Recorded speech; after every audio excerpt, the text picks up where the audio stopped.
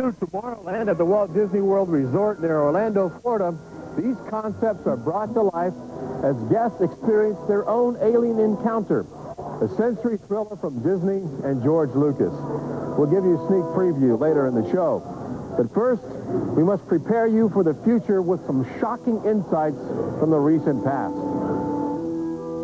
Alien ships seem to arrive in waves, and if the last few years are any indication, planet Earth is experiencing a tsunami of sightings.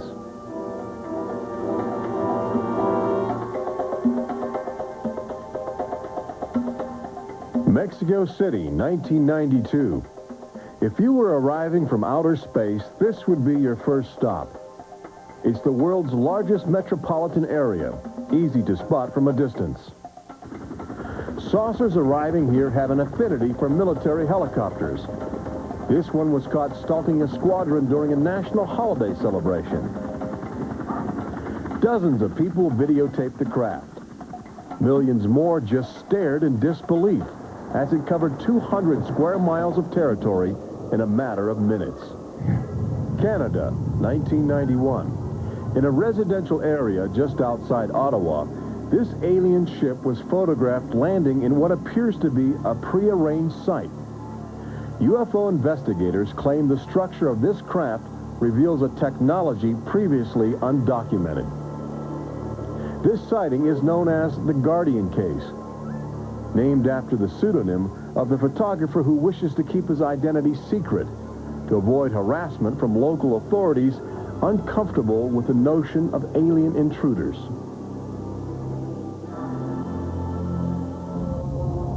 For the last few months of 1994 and lately in 1995, Gulf Breeze, Florida has been ground zero for alien encounters. Especially during the day, extraterrestrial craft have become common ornaments in the uneasy skies. Over those dunes, right there. There she is, right there. Oh, my God.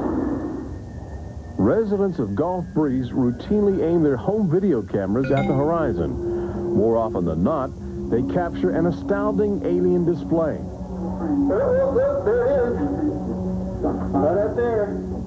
Looks like an egg on top and an egg on the bottom. You would think these alien sightings would be front-page news. So why have they received almost no national attention? The answer is simple.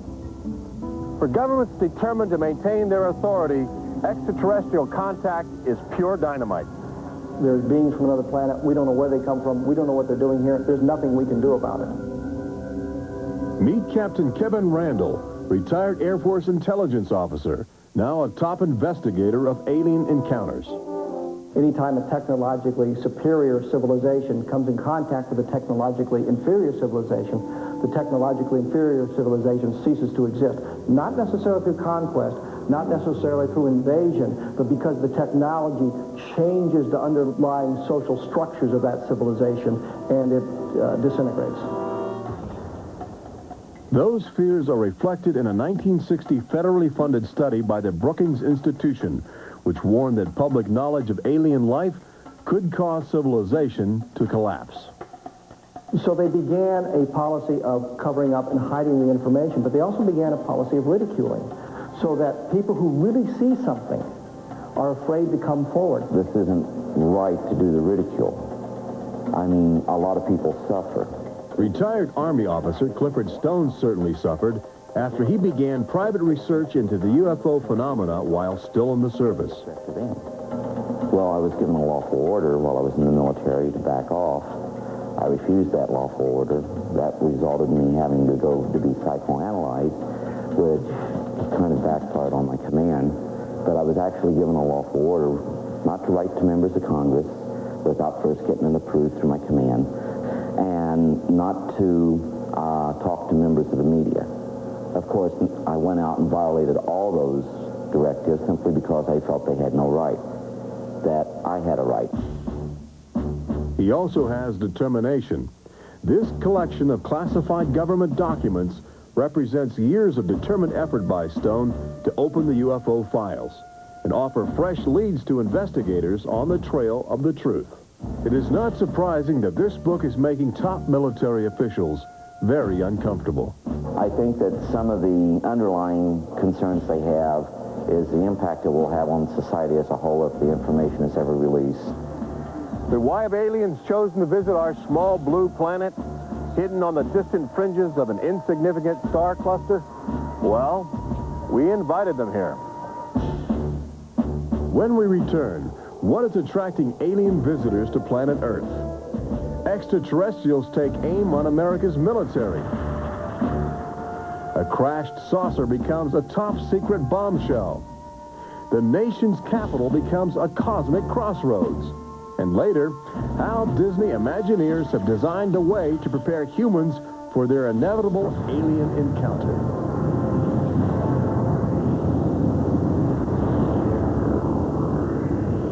Tomorrowland.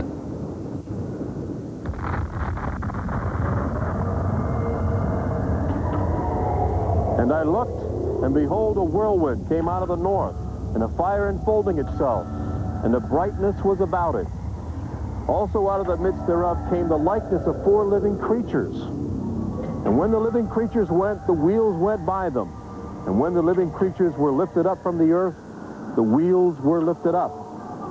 For the spirit of the living creature was in the wheels. Ezekiel chapter 1. There have been reports of alien encounters throughout recorded history, often buried in the obscure poetry of mystics. But since the end of World War II, alien encounters have adopted a darker, more menacing demeanor.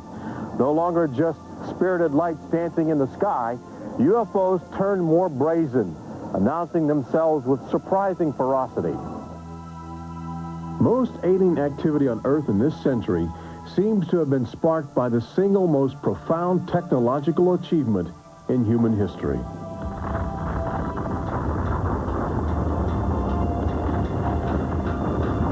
The atomic bomb did more than blow away every conventional notion of combat.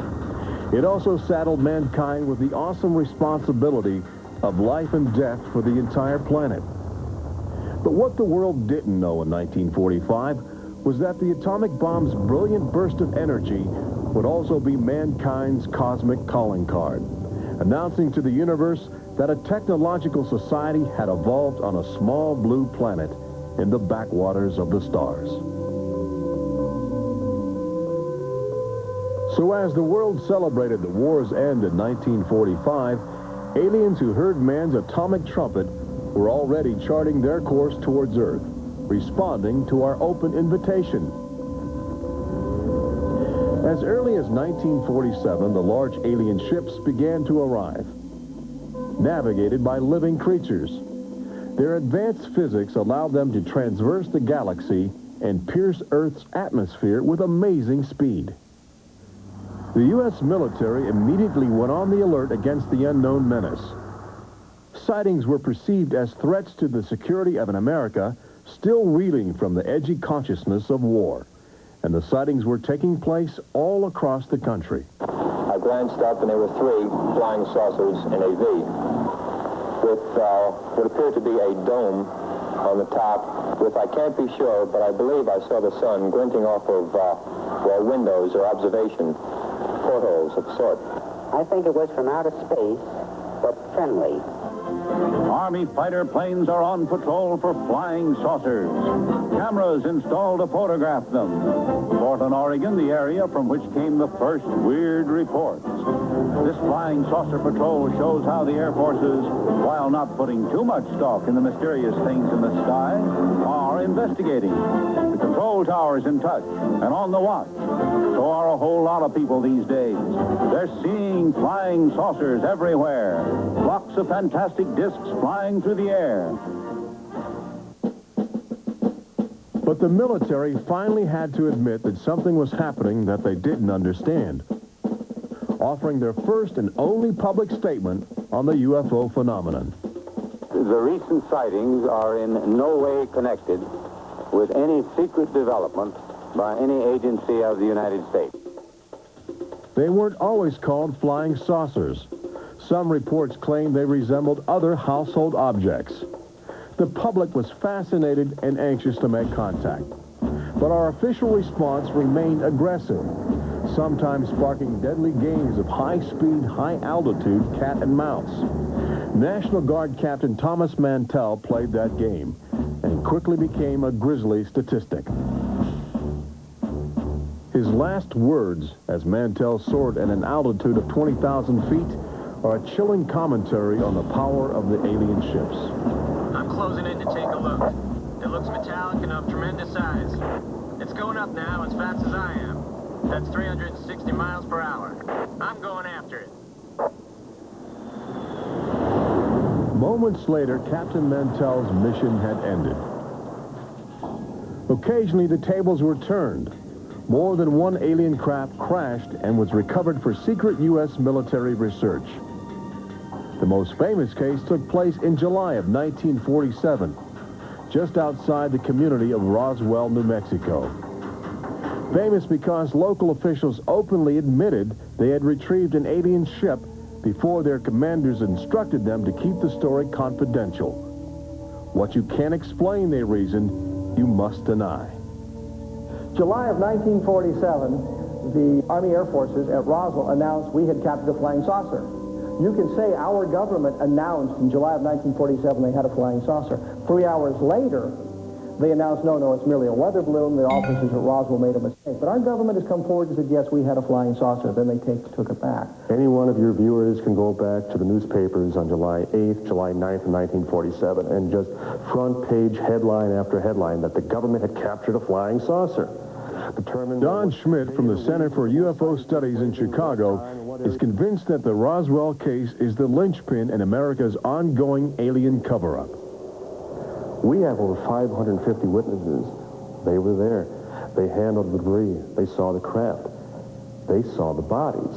They handled the crew members of that craft. And invariably, they all say, this was not from this earth. This is the actual site where the Roswell saucer was discovered, along with the bodies of 3 extraterrestrial missionaries who didn't survive the collision. The debris and the dead were impounded and taken away for top-secret study, while a classified investigative committee called the Majestic 12 was organized by President Truman. Government cover-up was initiated with a calculated disinformation campaign. The military, I know for a fact, has established what's called disinformation programs, officially sanctioned deception programs. This is covered by a regulation at Department of Defense level that's secret. This is the case with the unidentified flying objects. I cannot say that the Roswell incident was a cover-up, but I can certainly say that the government back then and today acted like it was a cover-up and has been subject to being accused of a cover-up. The flying saucer debris at Roswell was attributed to a downed weather balloon. There was no explanation for the alien body parts among the wreckage. Before long, other sightings were dismissed as optical illusions caused by electrified swamp gas, with elaborate demonstrations staged for newsreel cameras to back up the claim. But while the Pentagon refused to publicly admit aliens had arrived on Earth, their top-secret internal memos told a different story, even detailing the various ships and the creatures they had autopsied. Meanwhile, the American people fell in love with flying saucers, sensing something playful in their alien design. Before long, even the military seemed to fall under the trance of the UFOs. Government inventors began to mimic what they were seeing in the sky, in a strategy to stumble upon the secrets of advanced alien technology. These rare films chronicle those primitive efforts. At a symposium conducted by Princeton University, weird and wonderful flying machines developed for the Army go through their paces. The flying scooter, for instance, with only a 7-horsepower motor. Or this flying what have you. Just count your fingers after starting the fans.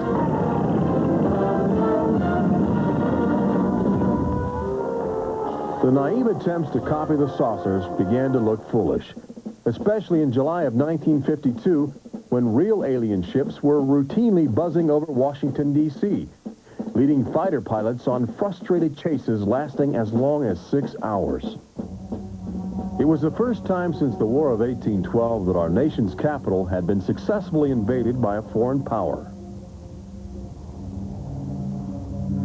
By the early 1960s, UFOs were having a chilling effect on our defense operations.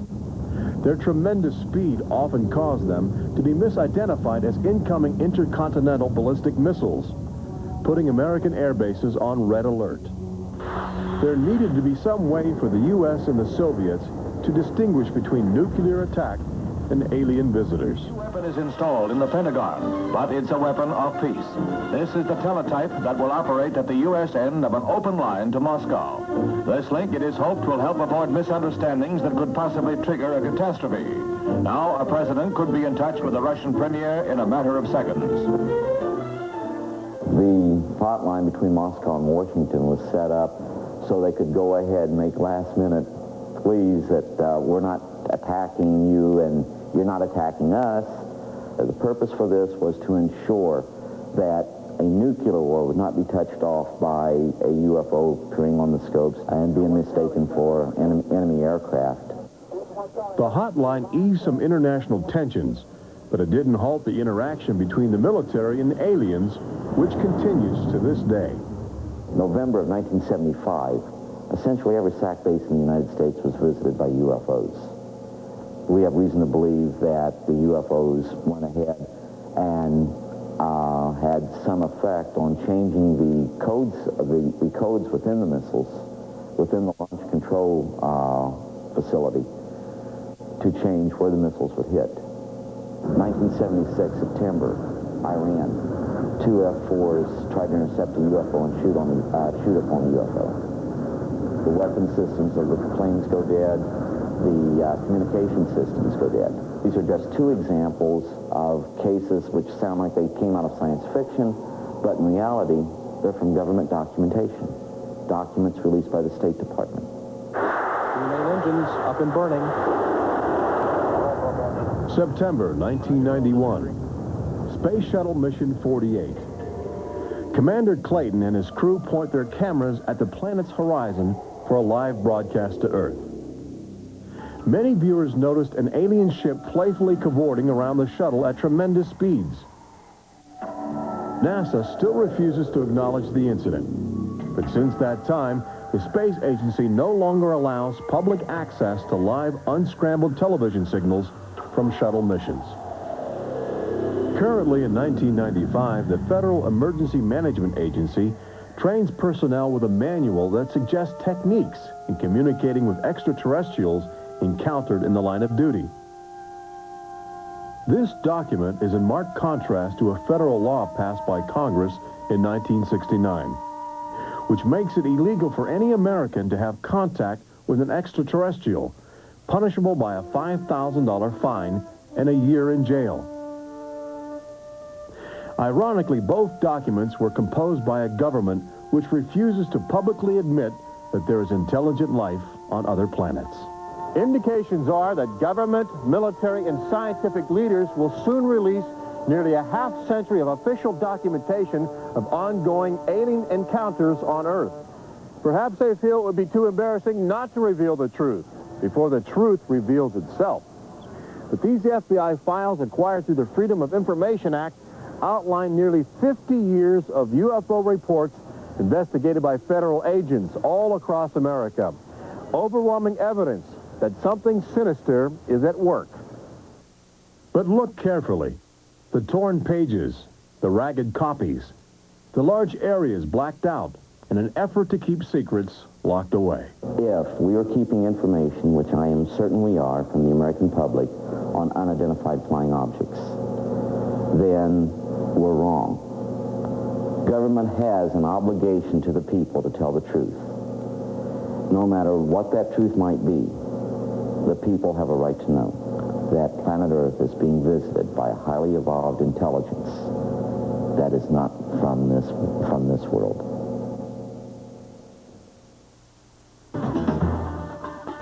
When we return, meet the people who have already experienced disturbing contact with creatures from another world. They don't ask permission, they take you.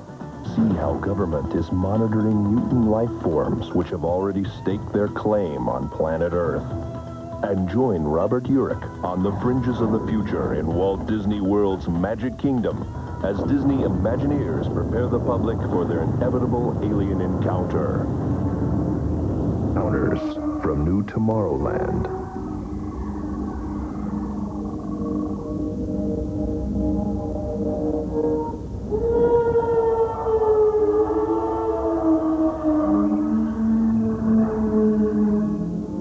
The fact is, everyone encounters alien life forms each day. We've just become accustomed to ignoring the evidence. We expect the first visitors from outer space to arrive in flying saucers. But there are new scientific suggestions that the microbiotic organisms, which routinely invade human bodies in the form of viral disease, may have extraterrestrial connections. These minute alien life forms may very well be the advanced invasion force, leading the way to test Earth's environment for more complex and determined creatures.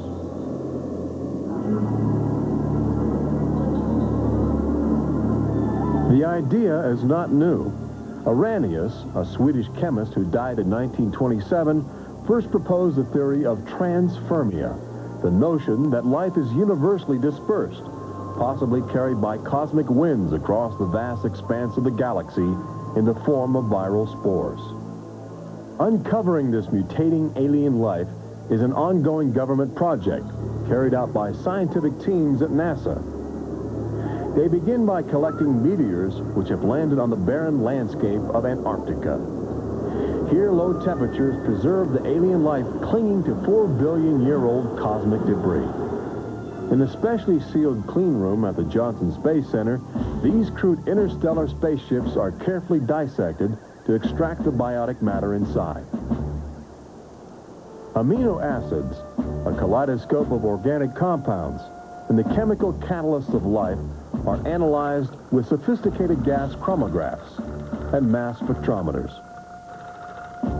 Life is plentiful in the universe and eerily tenacious. Lately, scientists have found extraordinary numbers of unknown organisms which have gained a biological foothold where we once thought survival would be impossible. They grow in deadly ammonia gas. They are resistant to ultraviolet radiation. They thrive inside the radioactive cooling systems of nuclear power plants. And they can even survive the vacuum of space, reanimating themselves when air and water become available. Riding inside the stone cocoon of a meteor, life can travel virtually anywhere, and a good deal of it lands on planet Earth. But just as we explore the genetic package of alien life, visitors from space are routinely examining human specimens, abducting men, women, and children in order to conduct disturbing biological experiments. Very, very few people who've had the experience are willing to talk about it publicly. There is such a kind of ridicule factor. Bud Hopkins, researcher and author of the best-selling book Intruders, is America's leading investigator into the alien abduction phenomenon, and largely responsible for bringing the astonishing situation to the nation's attention. The most important thing about this, I think, in studying it, is to realize that there are very distinct patterns. This is not just a box full of crazy experiences which are mutually contradictory. The patterns start this way. People are abducted first in childhood. When I go back into my memory, I don't know a day without them. And they are then re-abducted over many, many, many years. When I saw this light on the freeway, my first reaction was, oh my God, not again. I grabbed the side of my bed like, no, you're not gonna get away with this.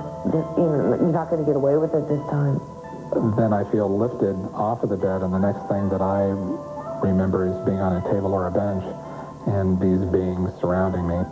Samples are taken from the skin, and there are very distinct scars that result from these biopsies, whatever we want to call them. I have a scar on my hand. It seems to be a triangle shape that's a half an inch by half an inch if you were to measure it. They were just red and blistery and kind of in a large equilateral triangle on each foot. The basic, most common mark is what we call a scoop mark. It's a circular depression, as if The aliens have used a little tool and removed a layer of cells. On my upper left inner thigh, I have 2 marks. There's a series of 2. They're about 1/8 of an inch deep and about 1/4 inch in diameter that people call scoop marks, for lack of a better term. Often an object is inserted in the nostril or behind the eyeball or in the ear, which we believe to be implants. On my shin, between my ankle and my knee, were 2 puncture marks. In fact, I hesitate to call them that because they were larger and deeper. They were like 2 holes drilled vertically along my shin into my leg. And that frightened me deeply because I have no idea how those got there. You know, I could only speculate as to why they were doing that, although I do know that, you know, bone marrow contains genetic material, I mean blood. They're interested in who you are genetically. They seem to be desperate for our genetic material, our DNA, our particular genetic makeup, as if they have reached some point of, let's say, some point of no return in their evolutionary development, and they need to revivify themselves through something they can get from us, a more primitive and perhaps more robust species. People generally describe one particular type of figure as the basic alien type, which is a small figure, 3.5 to 4.5 feet tall, huge head, huge black eyes, hairless, grayish-white skin, just a tiny slit for a mouth that doesn't move, and so forth. I'd say that accounts for about 85% of the descriptions. There's some that are very, they talk about the reptilian being like sexually aggressive, and then there's some that look like praying mantis that are very mean and very violent. It is a violation of your body. It's a violation of your space. They don't ask permission. They take you. On this earth, when you are raped, when you are mugged, even if you don't see that person that is doing you bodily harm, you have somewhere to go. You can go to the police and at least give a report whether they do something or not. You have somewhere to go. But in this case, you have no one to talk to. You have no one to say, this has happened to me. I've been so violated. You don't even know. And you're not ready for this. My love life went to hell. My schooling went to hell. Everything went to hell. And it's terrifying. It's not fun. It ruins your life because you have nowhere to go. They're called the gladiators of the sports world. Skilled athletes who love to race very fast motorcycles on ice. The world's top speedway ice racers come to Detroit's Joe Louis Arena Saturday night, March 25th. The 13th annual Speedway Ice Racing National Championship. Brakeless, nitro-burning fury on motorcycles and the Outlaw Ice Speedway Quads. See the incredible Harley-Davidson-powered Earthquake Quad take on the imports. All equipped with razor-sharp steel-studded tires. Tickets at Joe Louis Arena box office and all Ticketmaster locations. Thrilling family excitement at great prices. Don't miss it.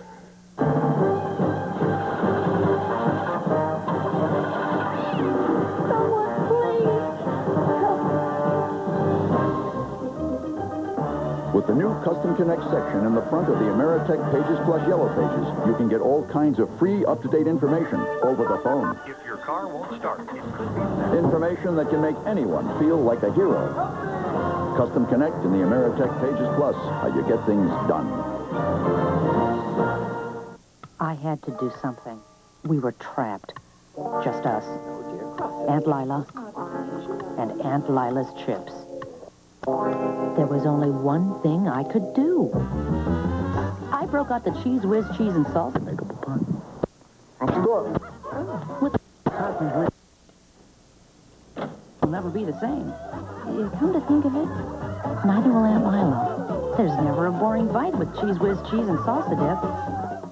Hey, Dog, did you know that Alan Ford and Ray Whitfield Ford has a way to drive a new vehicle every 2 years? It's called The Plan. You can often get more car for less money and 0 down payments, lower monthly payments, minimum maintenance, guaranteed future value, 24-hour roadside assistance, and get a doggone good deal. Here, Dog. Come on, Dog. Me and Dog want you to go to Telegraph Road right now. Get a good deal. Alan Ford, Telegraph north of Square Lake Road. Ray Whitfield Ford, Telegraph at Goddard. If you don't want your fish swimming in these waters, try the world's greatest tuna sub at Subway. chunk-like tuna, fresh-baked bread, and all your favorite fixins. So remember, it's their way or Subway, the place where fresh is the taste. Some people love the seafood or all the fresh fixins. But what gets most people is the crab. The Subway Seafood and Crab Sub. Subway, the place where fresh is the taste. Twinkle, twinkle, little star, how I wonder what you are. Up above the world so high like a diamond in the sky. Makes me want to cry.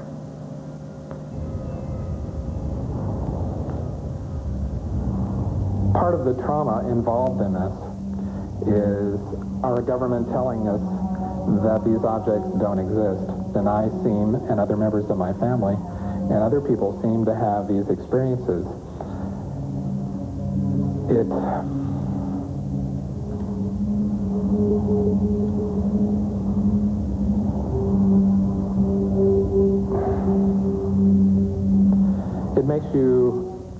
makes you doubt your sanity. The range of people who have had abductions around the world, because it is a global phenomenon, it's a total range. I've worked with people who are of Oriental backgrounds, African-American background, Hispanics. I've worked with one NASA scientist, a research scientist who's an abductee, a police lieutenant from the South, doctors, lawyers. I mean, I've had, incidentally, 7 psychiatrists come to me because of their own personal abduction experiences. The phenomenon affects people from all walks of life. And it has a dramatic effect on families. Debbie and Terry know firsthand. Both are ongoing abductees with deep concerns about the chilling connections between aliens and their children. I thought this was mental illness.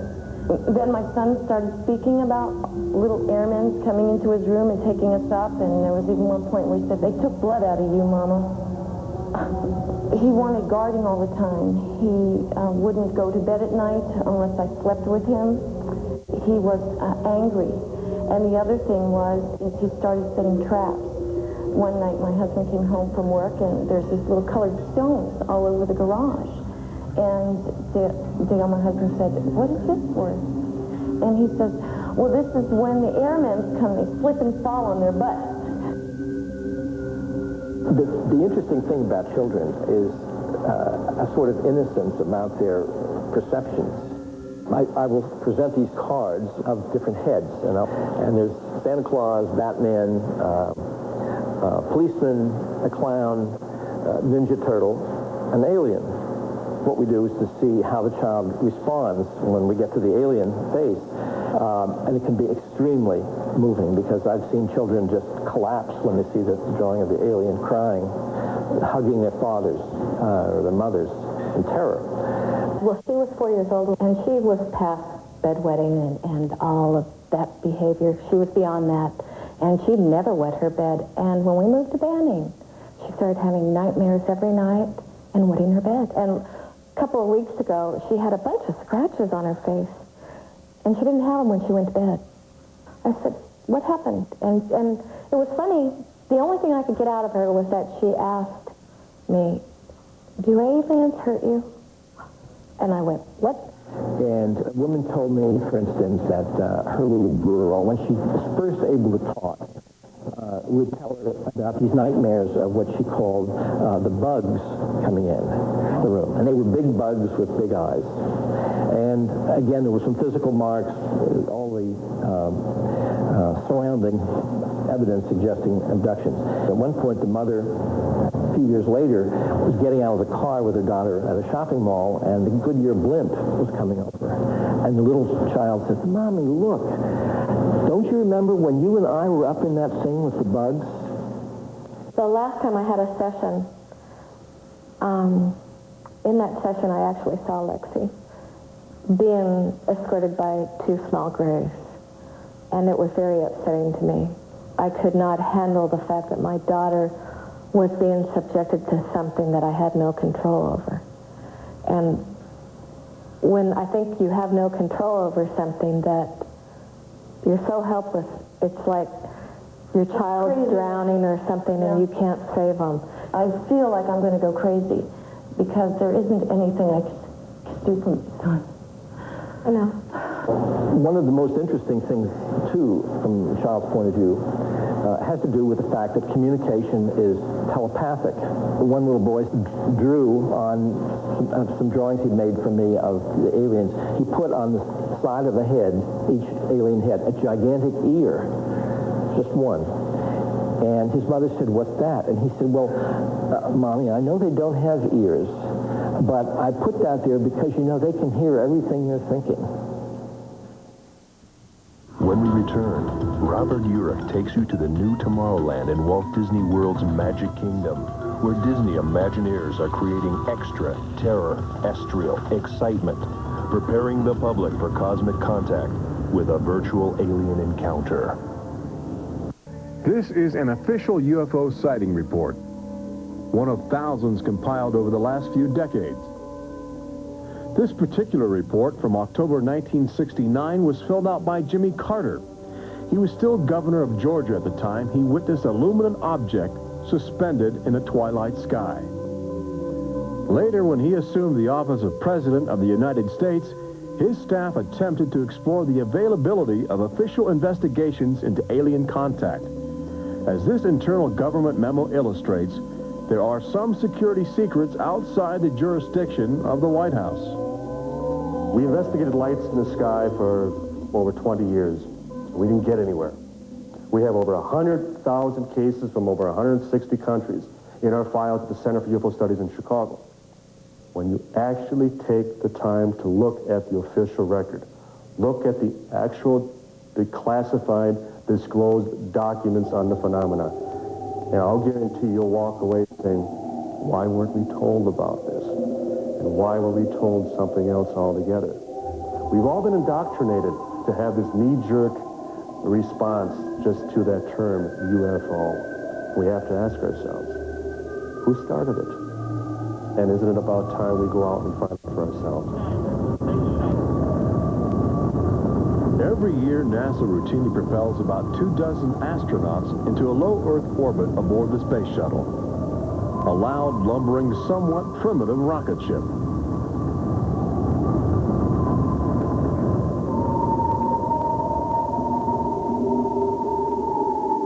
But most Americans will likely explore outer space aboard crafts of alien origin.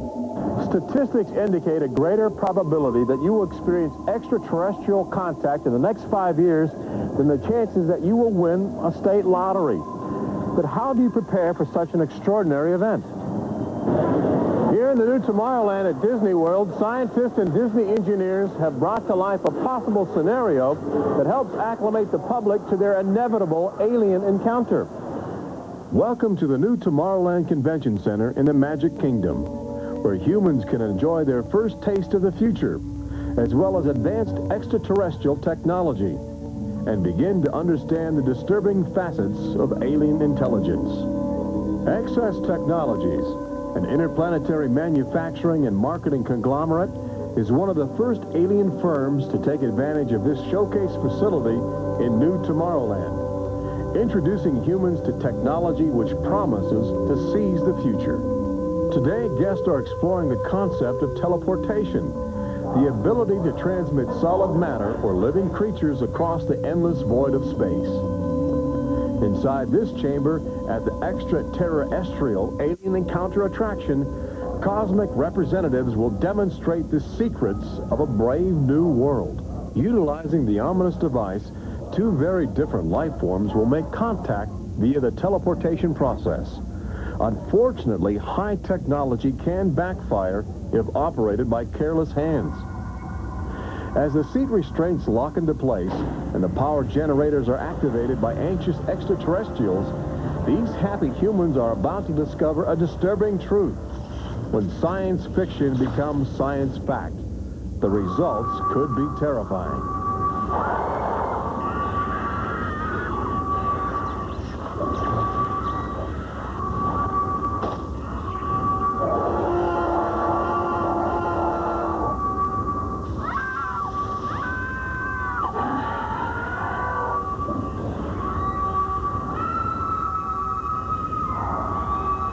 Alien encounter.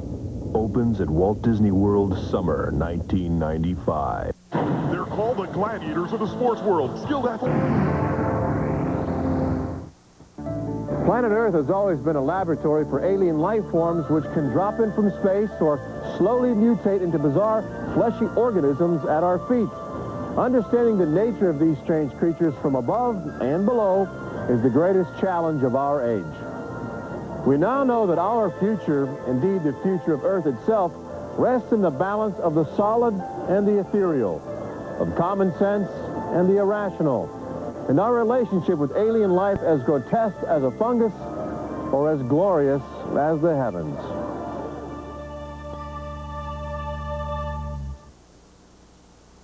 Alien encounters from...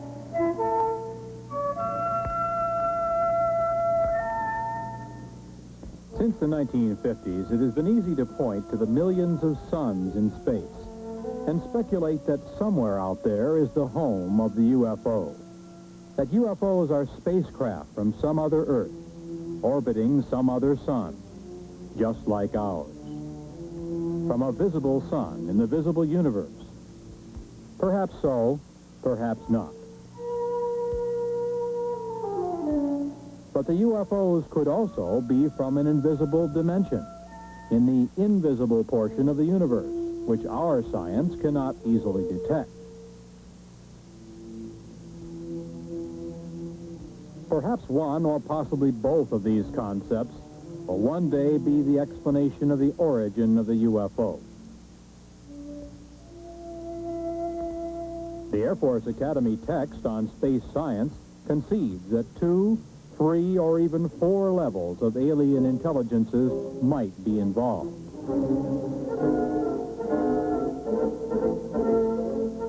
NASA at the Johnson Space Flight Center near Houston, Texas, only concerns itself with the visible universe, with aerospace contracts administering the manufacturing of visible metal vehicles, making visibly televised trips in the Earth-Moon area, and with probes within the solar system by unmanned devices.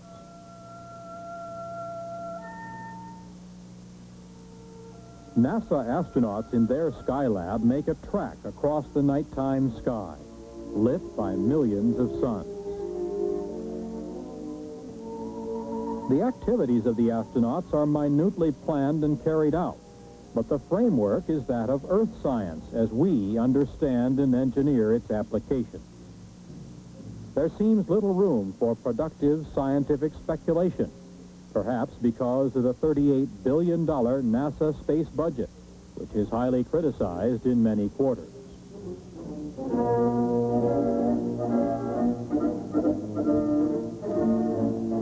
It is difficult to explain why the planners of NASA's space program would refuse to admit the spacecraft capabilities of the alien intelligences who built this device, first seen over the Korean battle area in 1952 and photographed by the U.S. military.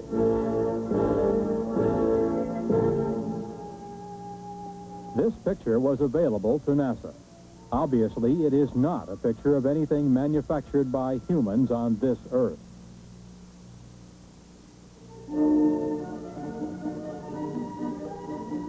It was classified then and now as an unidentified flying object, a UFO.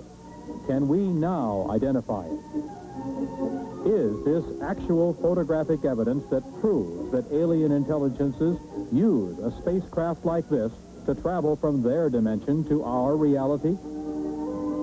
Is a Watergate-type scientific cover-up involved? Let's now examine that possibility.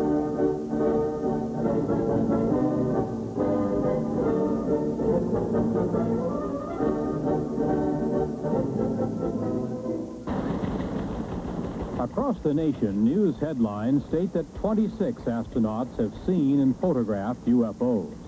The public is puzzled by NASA's silence on the subject.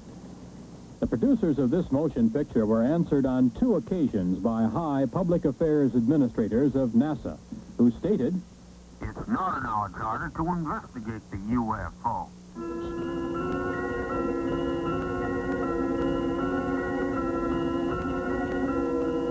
Inside the Skylab in zero gravity, The astronauts go through the day and night with their every minute carefully scheduled. The scientific experiments are in almost every instance planned, not to open new areas of the unknown in cosmic science, but to reinforce the ideas we already hold regarding the reality of the universe.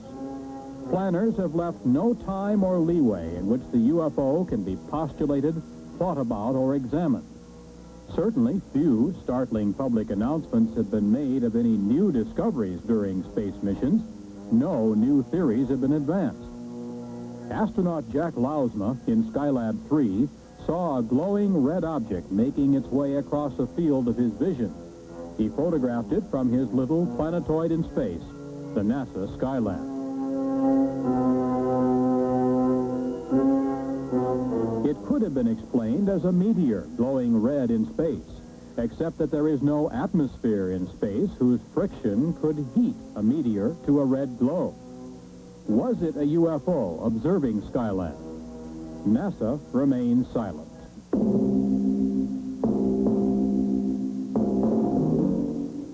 Complex instrument packages such as Explorer 10 vanish in space. Launched on the 25th of March, 1961, it disappeared, although its life expectancy was over 100 years. Perhaps some alien intelligence is examining this complex NASA space device. NORAD cannot find it, and it is not transmitting. It just disappeared.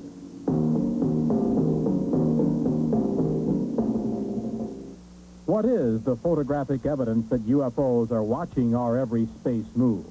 Why is it so hard for the project managers of NASA to accept the reality of the UFO? Is there a high-level scientific cover-up? And if so, why? Governments are charged with upholding the law, and no law on Earth is more basic than the law of gravity.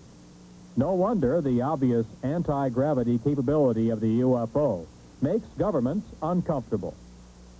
Bravely, some astronauts have stated that they believe in the reality of the UFO and the capability of the UFO to defy gravity, while our giant rockets consume enormous amounts of fuel, putting a simple space capsule or Skylab in orbit. In the dark blue of space, in silence orbiting the Earth, the Skylab is the planetoid home of its crew. The crew is like the NASA test pilots in the X-15, busily occupied and concerned with the scientific work outlined for them by their NASA master. Life support in Earth orbit is a scientific victory in itself and a major achievement for Earthlings. But outside alien intelligences are again observing the progress of man from Earth. 2 UFOs are photographed by an astronaut during a spacewalk. The hatch is open. The astronaut is working his problem. Again, 2 UFOs flit by. Just moving lights, something that could be easily ignored unless we obtained other pictures and other explanations. Actual pictures which could identify the UFO as a solid object with a mission and under intelligent control. One of the most remarkable instances of UFO photography took place in 1968, here above the Boeing Space Laboratory, south of Renton, Washington. Several photographs were taken of a UFO by then 14-year-old Scott Silty. It showed its anti-gravity capabilities as it hovered over the center in 2 locations. His efforts produced probably the only detailed shots of a UFO materializing to show configuration and portholes. His junior high school instructor, Jim Holm, was given the negatives to develop. Holm said he didn't know what to expect, but became a believer when he saw what the young Silty had apparently captured on film. When they came in that morning and they said, hey, we got the pictures we were talking about, naturally, you know, junior high students, you're a little bit reluctant to believe everything they say. But then, you know, as things proceeded, what happened was I developed the pictures, and we know the results now. What is your impression of what that object is? I'm always hesitant, but I would have to say that believing the students and the type of students they were, it almost definitely had to be some type of a flying object. Right out there. Right. And it's a little eerie. The thing that shook me up at first is I was reluctant to believe them. And when I developed the film, I really couldn't see that much. But I was shocked. I have to admit, I was shocked when I put it in the enlarger. And through the enlarger, I could see a great deal more of what the object looked like. Like the portholes. Right. That was, I would say, the portholes was the most shocking part, because then it looked different than just a glow in the sky in a certain form, like you always hear the thing, you know, swamp gas and that sort of thing. But no swamp gas is going to have portholes or a configuration, geometric, the way that was. One man who has spent the last 25 years researching and keeping track of UFO sightings in the United States is Seattle fireman Robert Gribble. He has spent his spare time gathering all data possible that will help him keep track of when and where they take place. The pins on this map indicate sightings in the U.S. for just 1 year. Over the past quarter century, he has come to some conclusions based on the number of sightings he has recorded. We have received and reported some 30,000 sightings since 1955. Have you noticed any particular patterns that develop in pinpointing UFO sightings on these maps? No, we have found no marked pattern, although we do believe that they are following two procedures. One, a surveillance of the land areas, a very close surveillance, and a close surveillance of the people, and it seems to fluctuate from one to the other. Now, through all these years of research, you must have drawn some conclusions about what they are, what the UFOs are. Well, we firmly believe that what the people are seeing in those objects which we have classified as unknown are actually vehicles not manufactured on this planet. How can you draw that conclusion? How do you know? Well, the vehicles have been seen in the United States, and there are good records of this for the last 200 years, and actually the records go back into history for some 3,000 years. The same things that were seen then are being seen today. We understand that there are several hot spots in the United States, UFO sighting areas, and one of them happens to be in the southwestern United States in Utah. There have been a tremendous amount of sightings in the southwest over the years, with a very large concentration in the Utah area.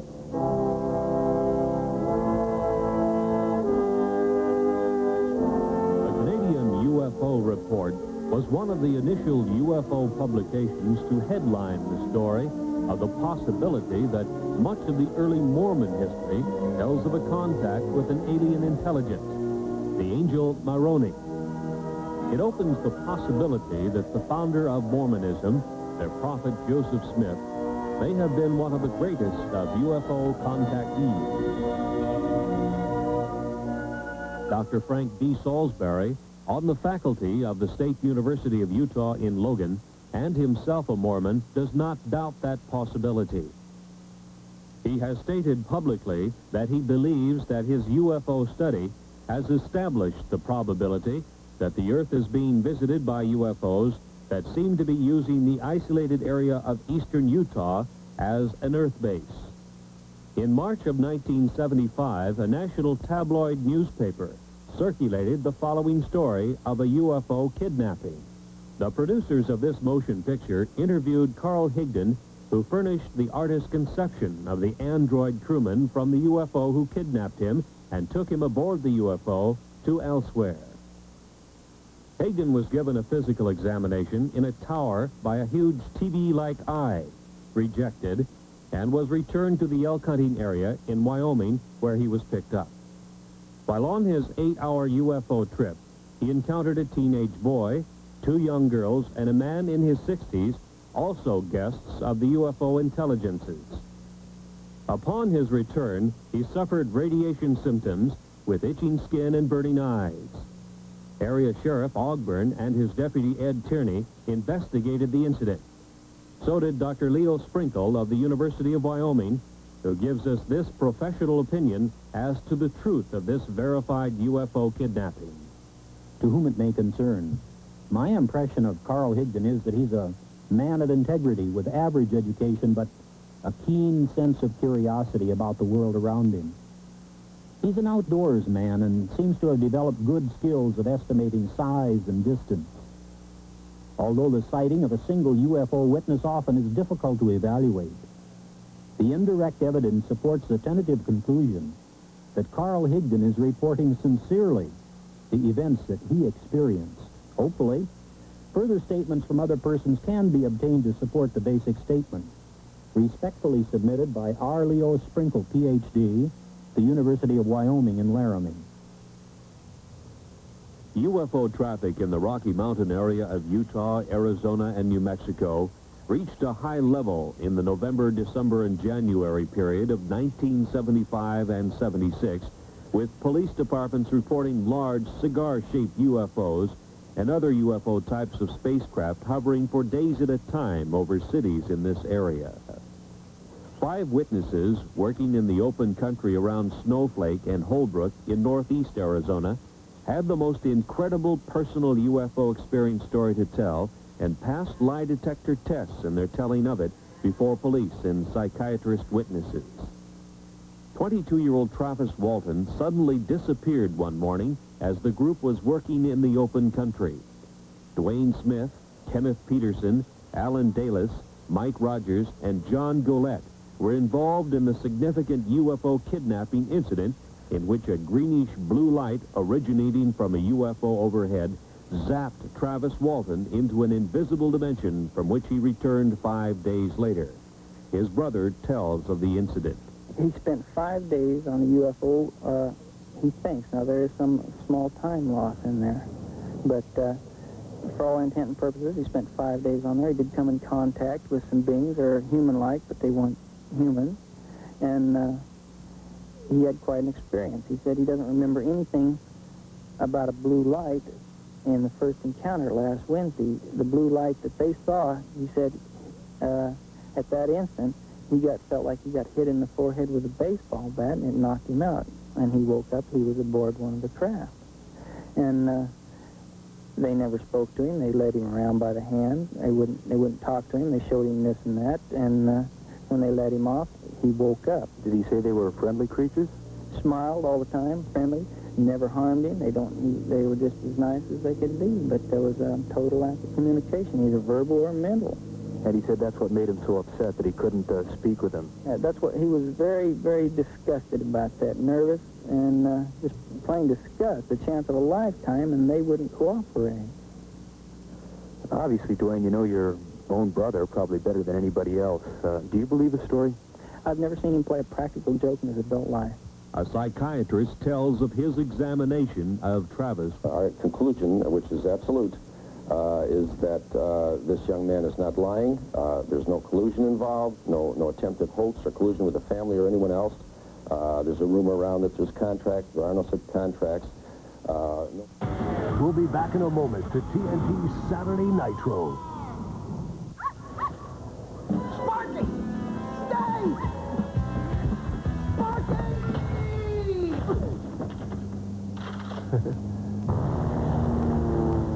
There's only one way off this boat for you now, mister. Good thing these roll call pretzels are fat-free. Arms away, pretzel boy. Great man. Yeah, must be the pretzels. We're safe now, Sparky. With great taste that's fat-free. Sparky?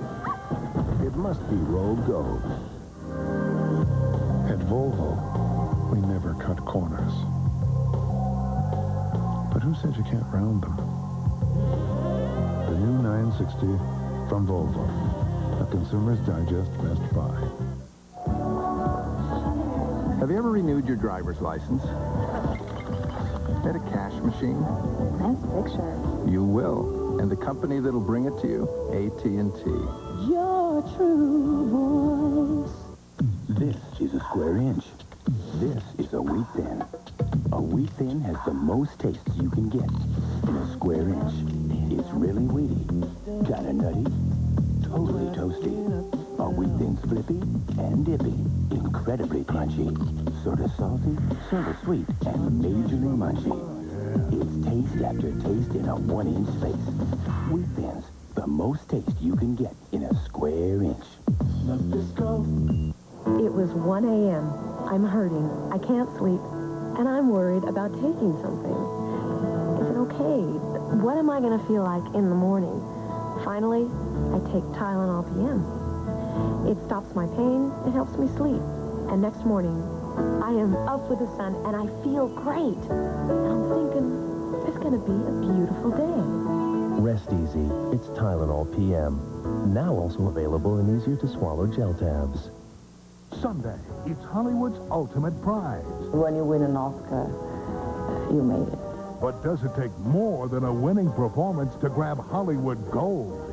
CNN presents Sunday, 9 Eastern. Nobody else has it.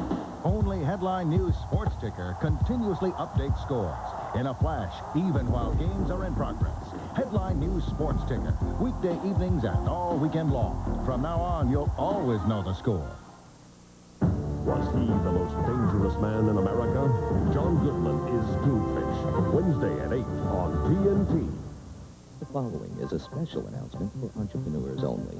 Last year, important technological advancements were announced that has set the stage to make mobile phones remarkably less expensive and possible even in the most remote areas. In addition, the breakthroughs have created amazing new applications for business. The impact of it could do to the cellular phone industry what MCI and Sprint did to AT&T back in the 1980s. If you'd like to cash in on a cutting-edge technology in the already proven profitable mobile communications industry, remember the number displayed. 60 seconds simply isn't enough time to explain all the facts, so call to discover how you can make money every time someone uses their mobile phone. Time is of the essence, so take the time to call the number displayed before the window of opportunity closes. For your free information kit on the latest developments in mobile communications, call now. Call 1-800-443-2006. We now return to TNT's Saturday Nitro. As we have indicated, UFOs can create a tremendous spatial energy flow. One of the most startling examples of that occurred several years ago on Vashon Island, which is located in the Pacific Northwest in Puget Sound, not far from Seattle, Washington. It was near the tiny town of Vashon that several UFO sightings had taken place in the late 1960s. So the fact that local residents had seen such phenomena was not startling. But the fact surrounding one of the incidents was unusual, to say the least. So it was out in that area? On the night of the 19th of February, 1968, Detective Lieutenant Terry Ullman was dispatched to an old gravel pit area west of town. Some young people had seen a UFO, and the King County Sheriff's Office was sent to investigate. The temperature was 50 degrees. Ullman tells of what he saw. Well, there was a lot of ice. It really had no reason to actually be there. It wasn't that cold out. And did it have a certain consistency or something unusual about it? Well, it was 1.5 inches thick and was rather milky and bubble. Mm-hmm. And what was the impression that you had, or why did you have the impression that it was some strange phenomenon that created this? Well, I can't be sure about that, except it was entirely too warm out to have ice like that. One of the other officers had responded to a UFO call at that same location the night before. The UFO energy flow had apparently left a solid sheet of ice as it supercooled the area below the UFO as it took off. At the freezing temperature of 32 degrees, it would take some 113 hours to freeze the pond 50 feet in diameter with a sheet of ice 2 inches thick, and the weather had not been that cold. The UFO did it. Because of official concealment, denials, and just plain ordinary bureaucratic cover-up during the 1950s and 60s, many cases of UFOs establishing themselves as a menace to commercial airlines' safety of flight had been concealed. One night, 10 of 85 passengers aboard an American Airlines commercial flight were injured when their pilot Captain Ed Bachner, took evasive action to avoid a UFO encounter. It happened to flight number 966 on the night of 17 July 1957 on a flight from El Paso to Dallas, just 50 miles east of El Paso over Salt Flats, Texas. The UFO continued along the Gulf Coast to Gulfport, Mississippi, where it turned north. Traffic control radar tracked the UFO, and the military was alerted. In the vicinity of Meridian, Mississippi, the Wing Intelligence RB-47 electronic surveillance airplane tuned in the UFO's emission on its ALA-5 pulse analyzer. As it moved west toward Dallas, Texas, the pulse train of the UFO was analyzed as having a 3,000 megacycle envelope, a duration of 2 millionths of a second, and a repetition rate of 600 times a second. This was identifiable electromagnetic emission from a UFO, which was also being tracked by military and Federal Aviation Agency radar. The UFO circled Dallas and Fort Worth, Texas, and headed north to Oklahoma City, and continued its track north, followed by the Wing Intelligence electronic surveillance aircraft. This was continued until the U.S. Air Force plane was to run low on fuel near Forbes Air Force Base. At 1:45 on the morning of April 3rd, 1975, some 20 or more law enforcement officers in 5 North Carolina counties pursued a bright, glowing, unidentified alien spacecraft. Newspaper headlines told of a major incident which was, in effect, kept secret from the rest of the nation. Newspapers, radio, and television all over the world remained silent on the stories because wire service editors did nothing to emphasize their significance.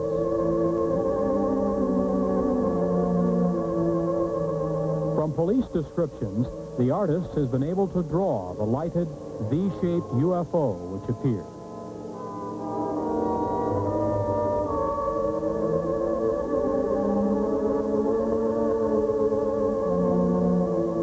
No responsible agency gave to the public any scientifically supported explanation of the origin or mission of the alien space travel device.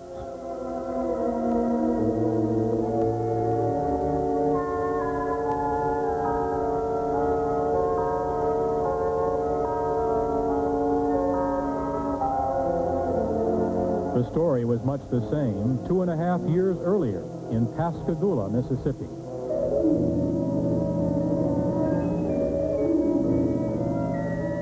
The Pascagoula Press first headlined the story October 12, 1973, and told the nation about 2 shipyard workers, Calvin Parker and Charles Hickson, who had their fishing trip interrupted by a glowing, blue-lighted UFO which landed near them. 2 humanoids took them aboard for a physical examination, placing them under a large TV-like eye.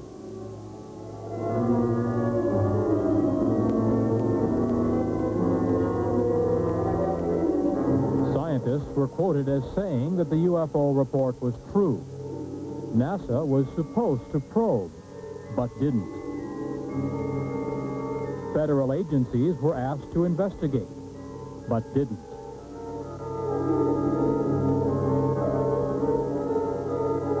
Hickson said the creatures from the UFO seemed friendly, but that they acted controlled, as if they had a specific thing to do, and did it.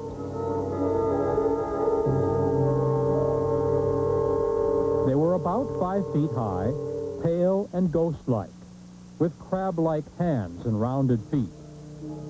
As Hickson and Parker were taken aboard, they suddenly began to float on air, became weightless, and totally helpless.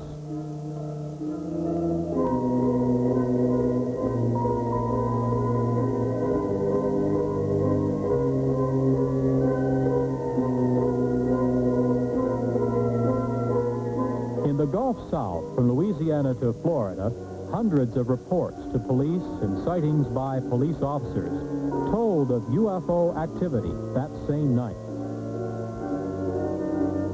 no government agency concerned itself with this UFO kidnapping publicly.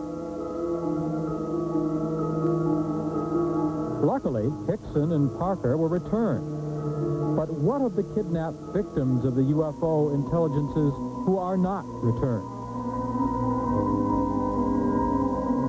Are the UFOs friend or foe? Or are they conducting a project in which humans become nothing more than guinea pigs? This is serious speculation. Kidnapped victims seem to end up on a missing persons list, and no agency on Earth can locate them. The alien intelligences of the UFO are from somewhere, either in our dimension or from another dimension, which is difficult for anyone to detect. Misunderstanding the complete dominance of man by the UFO intelligences led the city fathers of Ocean Springs on the Gulf Coast to seriously decide to solve the problem by passing a law prohibiting the landing of UFOs in that area. Alderman William F. Dale, Jr. thought the local police should be able to handle it. It almost became a law. But the mayor of Ocean Springs, Tom Stennis, broke the tie vote. He said, "Let's make them welcome." As yet, no world governmental agency has demonstrated the power either to make UFOs welcome or to combat their landings and possible kidnappings. It's obvious that humans are helpless. We'll be back in a moment to TNT Saturday Nitro. Revolutionary, explosive, a head-spinning glimpse of things to come. From Alvin and Heidi Toffler, authors of Future Shock, comes a powerful new work, creating a new civilization, the politics of the third wave, featuring a provocative foreword by House Speaker Newt Gingrich. It's a profound way to better understand our future. Creating a new civilization, the politics of the third wave, now at bookstores everywhere. This insert is what some women use for yeast infections. Not me. This is my choice, Monistat 7. You can feel how soft it is. Most important, Monistat is the one my doctor urged me to use. In fact, more doctors recommend Monistat 7 than any other cure. Monistat, the #1 choice of women, the #1 recommendation of doctors. Few strawberries are this sweet or have the firmness of these or the flavor of these. So we don't choose just one kind of strawberry. We combine 3. The way we pick fruit makes it easy for you to pick a yogurt. Taste why it's Nana. What are you really watching when you're watching your weight? Well, watch this. Banana cream pie, lemon chiffon. Only Dan and Light gives you all the flavors you crave. We know what it's like, so we give you what you like. Taste why it's Nana. Pardon me. Wow, that's some breath. Oh, I agree. I've enjoyed your breath ever since 96th Street. Well, thank you very much. What makes Breath Saver so special? Ooh. Sir, it's a pleasure being crammed next to someone like you. Hey, mind if I have a whiff? Sure. Breath Savers, with its cool, minty core, gives you the ultimate fresh breath. Hello. Hey, I was standing next to his wife standing next to him. Try Breath Savers, available in vanilla mint. Every year, thousands of accidents occur because drivers momentarily take their eyes off the road. To help prevent this, our engineers have spent countless hours perfecting the Nissan Maxima's ergonomics. Shapes have been scrutinized, and key buttons have been sculpted to be recognized by touch alone. At Nissan, the slightest detail counts, because on the road, the slightest second counts. The Maxima, from Nissan.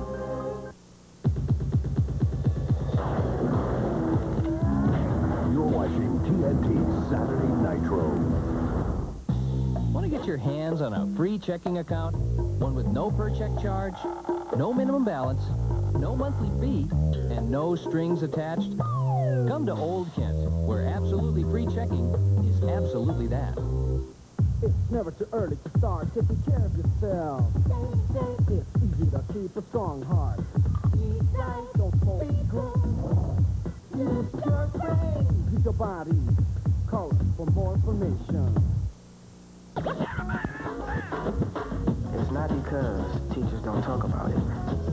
It's not because I've never had the chance. It's not because I don't see it on TV. It's not because I don't know how. It's not because my parents would go crazy. It's not because I don't think about it all the time. And it's not because of pressure from him. It's just because we don't. It's up to you when you choose to have sex, even when you choose to wait. This Easter Sunday, TNT proudly presents a world premiere miniseries, Joseph. Betrayed by his family. I say we kill him. Sold as a slave. Falsely accused. And unjustly punished. I want his death. Is there nothing you can say in your defense? Only power would change his life forever. I make you the governor of all of Egypt. Bring them to me. Take them! Now! No! Joseph, a world premiere miniseries starring Academy Award winner Ben Kingsley, Martin Landau, Leslie Ann Warren, and Paul Mercurio as Joseph. You dare raise your voice to me, men can die for this. With the power to seek revenge, will he be strong enough to forgive Joseph? A TNT Bible story. A two-night television event Easter Sunday on TNT. The best movie studio on television. Now back to Overlords of the UFO, part of TNT's Saturday Nitro.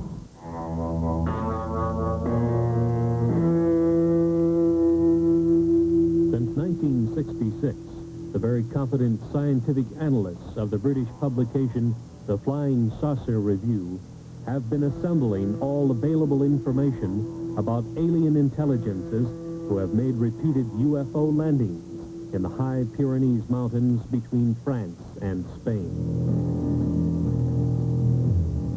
So have the defense authorities of both nations. The UMO intelligences claim they come from what we know as Star System Wolf 424, some 14.6...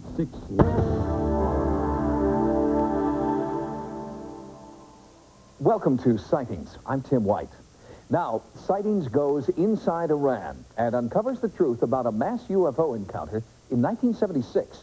You will hear from an Imperial Iranian Air Force general, a pilot, and an air traffic controller who have remained silent for more than 15 years. And you will actually see those people play themselves in a unique documentary.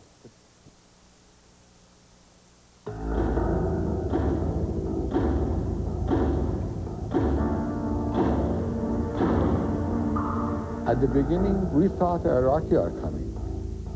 All of a sudden, I see this flying object just going round and round and round and going up and up and up. And I told my mom, I said, Mom, I just saw a flying saucer. I saw a UFO.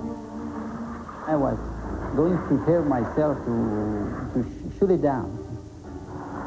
It was seen by civilians, pilots, generals, and the unerring eye of Air Force radar. Reports ricocheted from the Shah to President Ford and back again.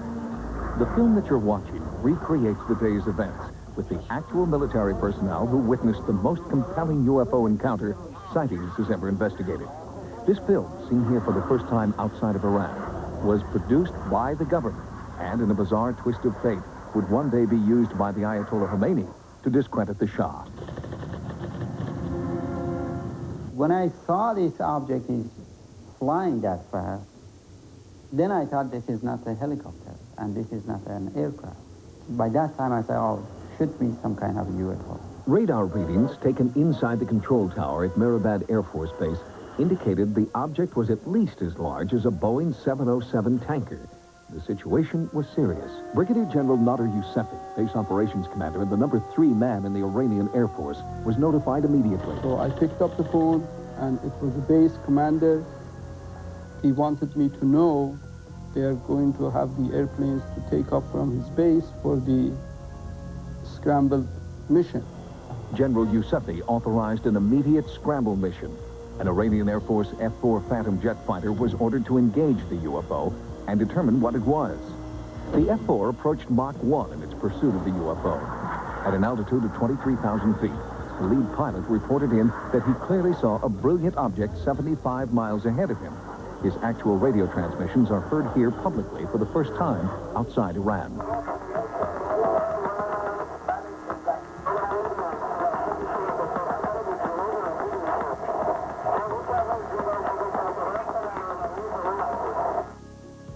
The F-4 was closing fast, but when the pilot got within 10 miles of the UFO, all onboard instruments failed.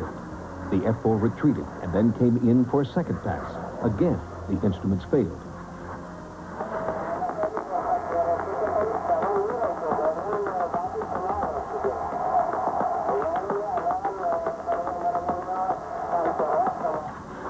It was as if an electromagnetic force field was repelling the jet fighter. The pilots never got closer than 7 miles before they were forced to retreat. It may suggest a deliberate kind of control mechanism, perhaps from the phenomenon to the airplane system itself, such that when the airplane is no longer a threat, it can change the radiation or whatever the energy is, whatever the effect is, and so that the systems on board the airplane come back to normal.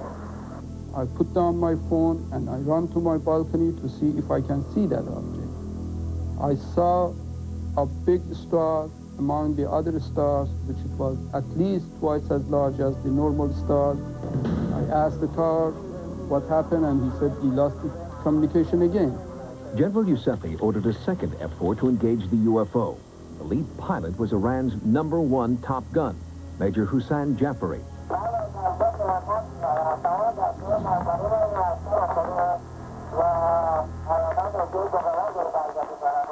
It was around 12 miles. We lost communication, and I heard nothing from the pilot. So I was so scared what's going to happen and what happened to the pilot. When the F-4 retreated, communication was inexplicably restored. So I asked from the tower controller to tell them to continue their mission and see if they can get more information from the flying object. Then Major Jafari nervously reported that a smaller UFO had emerged from the larger one and was trying to engage him. And it was coming toward them. They tried to shoot him down. When they squeezed the trigger, it didn't work, and the trigger was inoperative. They couldn't shoot the missiles. The pilots, fearing for their lives, tried to eject, but the eject button jammed. Every backup system was inoperable. We understood that the eject instrument also didn't work. So, in this case, I said to God, oh, God, save them. The F-4 had no choice but to go into a negative G-force dive to escape this seemingly hostile UFO. When the fighter jet was 10 miles away from the larger UFO, the smaller craft flew off, and all onboard communication and instrumentation was restored to the F-4. Major Jafari reported that the smaller UFO appeared to be landing on a mountaintop just southeast of Tehran. This landing was confirmed on the radar by the control tower. Brigadier General Yousefi witnessed it from his balcony. He went down and landed on the ground.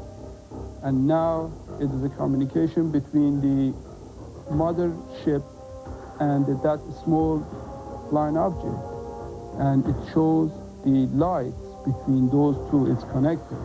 While they were landing, the tower was screaming on the phone to me, General, this flying object is following them and is going to land in Mehrabad. It's going it is in the short final, and I see a big, big light with the glaring red, blue, and yellow lights. The so-called mothership tailed the F-4 into Mehrabad Air Force Base and flew low over the runway. As it performed what was described as a low-altitude flyby, power at the Air Force Base went up. That was strange for us, and we asked each other why the power went out for some seconds. Frankly, I don't have any explanation for that, but I will say that there are other cases, well documented, where power has been disrupted on the ground over fairly large areas during UFO presence. After the flyby, the craft roared off toward the west, as if to say, mission accomplished. Search parties were dispatched to the supposed landing site of the smaller UFO, while the tower tried to track the outbound mothership. It was spotted 25 minutes later over the Mediterranean by an Egyptian Air Force pilot. A report sightings was able to confirm with the Egyptian embassy. Then, over Lisbon, Portugal, the pilot, crew, and passengers of a KLM Airlines flight reported seeing the UFO as it sped westward to the Atlantic. That was the last sighting we know of to date. When Sightings continues, part 2 of our UFO investigation, a cover-up went to the highest levels of the Iranian government, and some say Washington knew everything. The American people deserve to know what happened.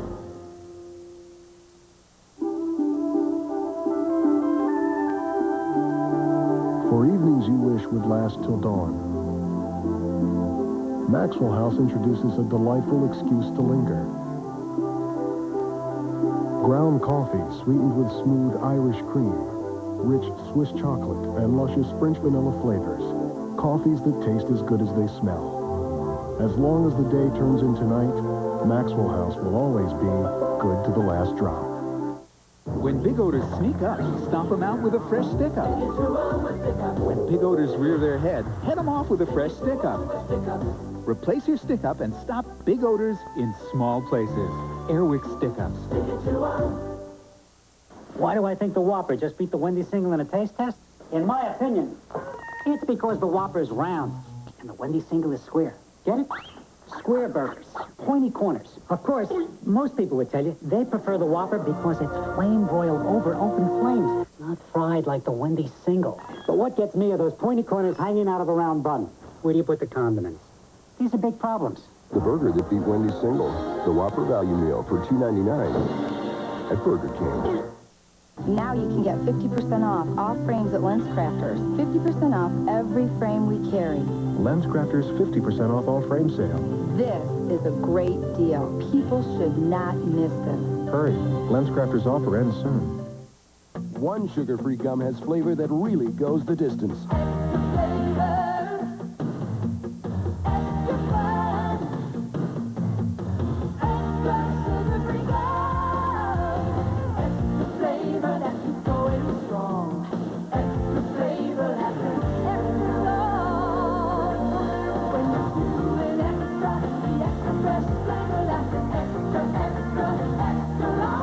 Extra lasts extra long.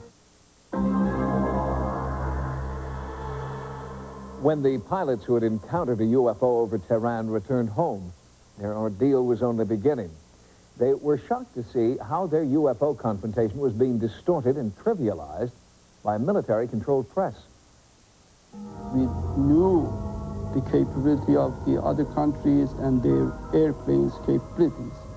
It could be a spy airplane. I really have no idea, but maybe from some other world. The day after the otherworldly encounter over Tehran, it was front-page news in both the Farsi and English-speaking newspapers throughout Iran. At the same time, Iranian and U.S. officials were meeting behind closed doors. This particular case is interesting from another standpoint, and that is the involvement of the American government. General Sabahat, now in exile in California, was the vice commander of the 2nd Tactical Fighter Base. He told Sightings that the day after the UFO event, he attended a top-secret meeting between the Imperial Iranian Air Force and the U.S. Air Force. General Secord, which was the head of the U.S. Air Force and our Air Force, probably commanding officer and operation, pilot, approach, control of civil aviation. Hussein Parouzi, an air traffic controller at Mehrabad Air Force Base, was also present at that meeting. When they heard our report and the report of the pilot, they concluded that no country is able to have such a technology. And all of them believed it should be a strange object from outer space. I collected the reports and I made my own observations as a report to my higher echelon, and we sent this report through the Joint Chiefs of Staff to the Shah's intention. They collect all of those information and send it to the United States by General Secord. because he was the head of the U.S. Air Force in our country. The secret meetings continued, and rumors of a calculated disinformation program seemed to be borne out by the changing face of Tehran newspaper headlines. Day 1. Day 2. Day 3. Day 4. On day 5, the press reports the entire incident is a hoax. I don't know why the appropriate authority prohibited me to interview with the press or news reporter. I don't know why this information is prohibited from the public. Somehow the government doesn't want to open up to the public. I don't know why, but... Despite media dismissals of the event as a joke, our sources report that a full-scale military investigation continued to search for answers. I asked from the pilot of the F-4 to go and to look after that flying object. He knew where it landed. And when they flew and the Army personnel, they were in the area, they couldn't see anything. The general who headed that search still lives in Tehran and denied repeated requests for an interview. But others who were present told sightings that no physical evidence of a UFO was found on the mountaintop where so many had reported seeing a small craft landing. However, for the first 3 days after the incident, there were serious electronic anomalies in the area. The beeping sound that was picked up could be one of a number of things. It might be technology. In fact, depending on the frequency stability and interfrequency pulse and other factors like that, it very likely is a technology of some sort, as opposed to a natural phenomenon. And then there is this. An American Defense Systems Program satellite operated by the U.S. Defense Department picked up signals from an unidentifiable technology on the same night the Iranian Air Force was scrambling over Tehran. Experts from DSP are revealing this information for the first time. We saw something. The DSP satellite is, in fact, a spy satellite that monitors airspace in military hotspots. On the night of September 19, 1976, the satellite was scanning the skies over Tehran. That's an independent confirmation that an event of some type occurred at that time and place. What it was, we don't know. Sightings asked the experts to explain the meaning of 238 scans, possible SR, but they told us that information was top secret. Right now, all we can do is say, yes, there was something there. Certain agencies, including the CIA, have gone on record as having information on this particular case. In fact, Sightings has obtained these documents from the United States Air Force Security Service that confirm our government's involvement in the UFO investigation. And, according to this Washington Post article, the investigation was still in full force as late as 1979. Now, what does that say? It says that somebody thought this case was very, very important when it happened. Why, after this many years, that's still important, I think is a fundamental question. And the American people deserve to know what happened. Dr. Richard Haynes continues to investigate pilot UFO confrontations as part of his own Project Delta. For the past 30 years, Dr. Haynes has interviewed more than 100 civilian and military pilots who claim to have encountered UFOs. Next, there's a serial killer in the Nevada desert. He does pose as either a security guard or a policeman. She's seen the crime in her mind's eye, and the police are listening. Alluring, thrilling, provocative. That's the lingerie of Lover's Lane, petite to full size, leatherware to luxurious stilts. Experience the ultimate store for lovers, featuring Kama Sutra lotions and oils, a bath boutique, satin sheets, and games for lovers. Shop Lover's Lane for bridal showers, bachelor and bachelorette parties, exotic gifts, and cards for all occasions, even a department for sexy men's gear. Visit the Lover's Lane near you and spice up your love life tonight. Communication is the path to success. Don't miss any more important calls. At Telstar, we provide beepers for business and home use. Telstar beepers are always reasonably priced, and our service is prompt. Call Telstar today and ask about our sale prices on all our communication services. Thank you for considering Telstar, your communications network. During the Dodge National Best Buy sale, just equip Dodge Neon with extras like these. Not only will you be saying hi to Consumer's Digest 95 Best Buy, you could also say hello to up to $1,200 off, including up to $600 cash savings to use towards your down payment, or select 4.9% financing instead of the cash savings. The Dodge National Best Buy sale. See the friendly Dodge dealer near you. Discover why everyone's talking about the great buys at Lasky Furniture. Like this Ashley man-made leather sofa, just $398. Or this plastic 77-inch armoire entertainment center, $498. Or this Ashley contemporary black lacquer wall bed, just $698. Great buys every day. Where else but Lasky Furniture? The great old name for today's new look, we're Lasky. Lasky Furniture. It's rides, it's games, it's food. Come inside the Silverdome for the Super Fair, going on now through Sunday, April 2nd, where it's nighttime all the time. Carnival rides and games, corn dogs and cotton candy, and all the thrill rides at the fair. $10 gets you an unlimited ride pass, plus plenty of rides for the small kids, too. You can save $3 Monday through Thursday with coupons from all Big Boys restaurants at the Indoor Super Fair in the Silverdome, going on now through Sunday, April 2nd. Don't miss it. There's a serial killer on the loose somewhere in the West. There have been 6, maybe even 7 victims already.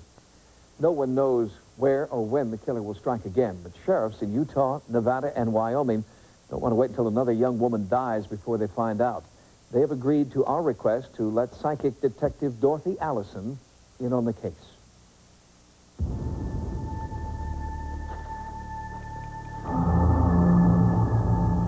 In desolate Elko County, Nevada, 2 rock collectors found her body.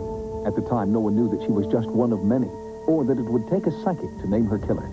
Well, I was notified on November 16th, 1993, that we had a body in the desert off of Interstate 80, about 23 miles west of the Utah state line. When we got out there, we found a white female, unidentified, completely stripped of all her clothing, jewelry, and had been killed by a gunshot.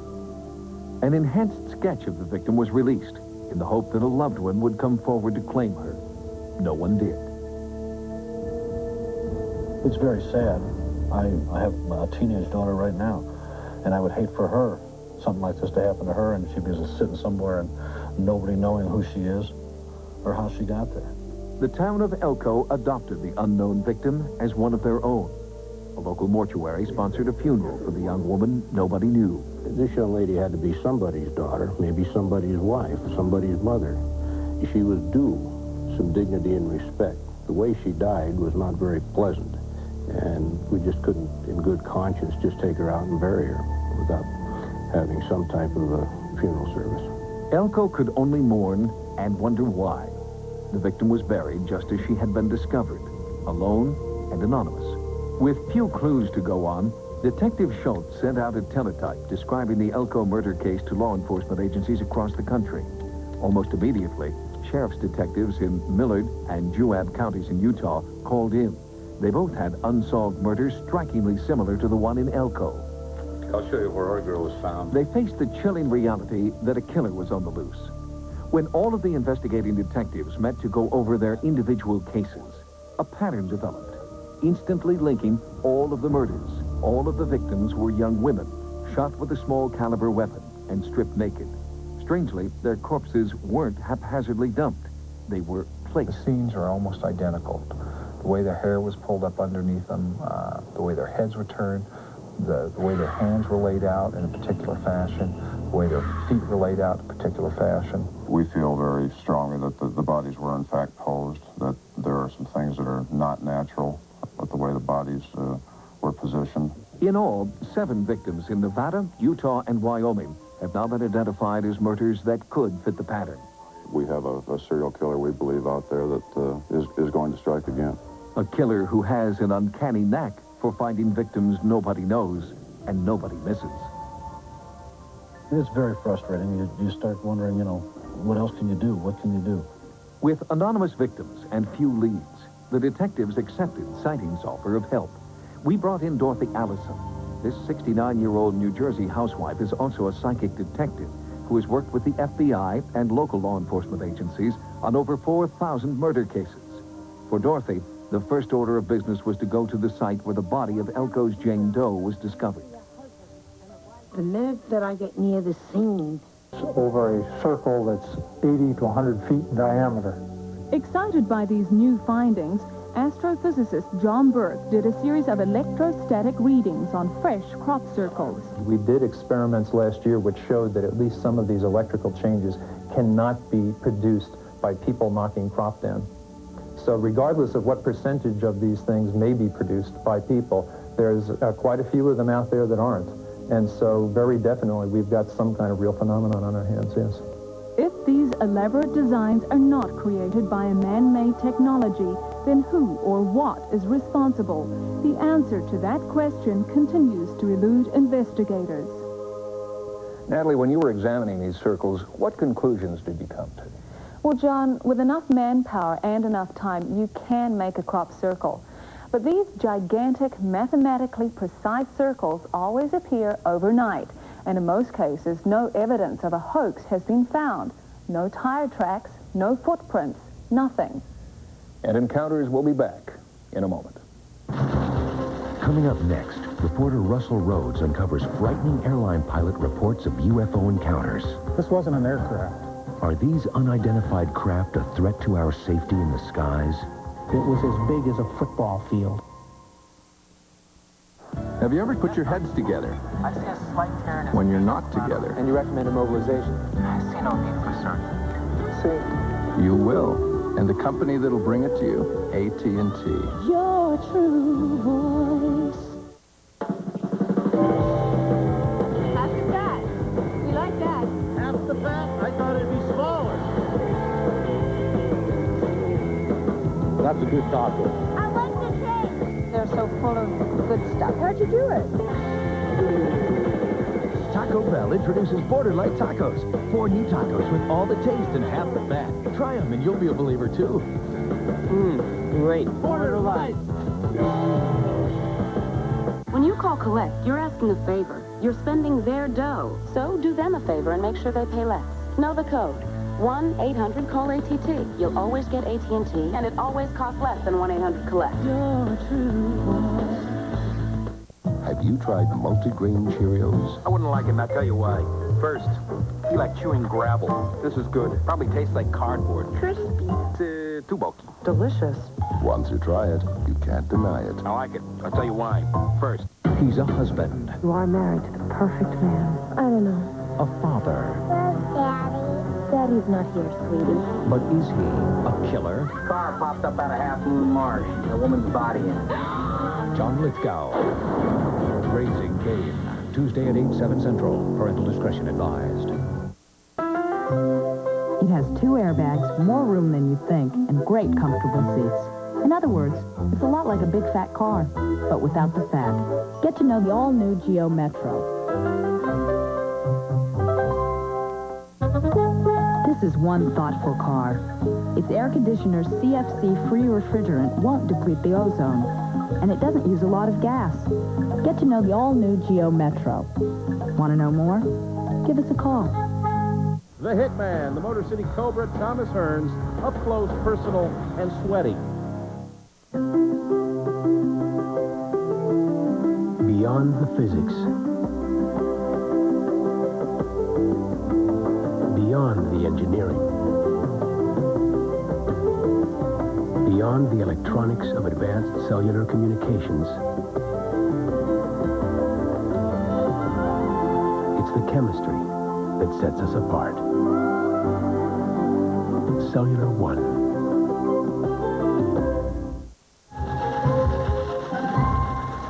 As a journalist and as a pilot, I've heard about things pilots have seen but simply cannot explain. Though I've never seen a UFO, I believe these witnesses are reliable and their stories quite credible. Recently, Russell Rhodes investigated some of these aerial encounters. Russell? John, many pilots are frightened. Encounters has learned that not only have they seen UFOs in the air, they've been pressured into remaining silent on the ground.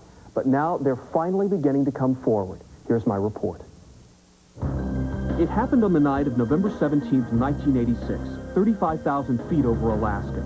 A pilot from Japan Airlines reported seeing a UFO 2 times bigger than an aircraft carrier, flying dangerously close to his plane. He alerted air traffic control. This is the actual tape of their conversation that night.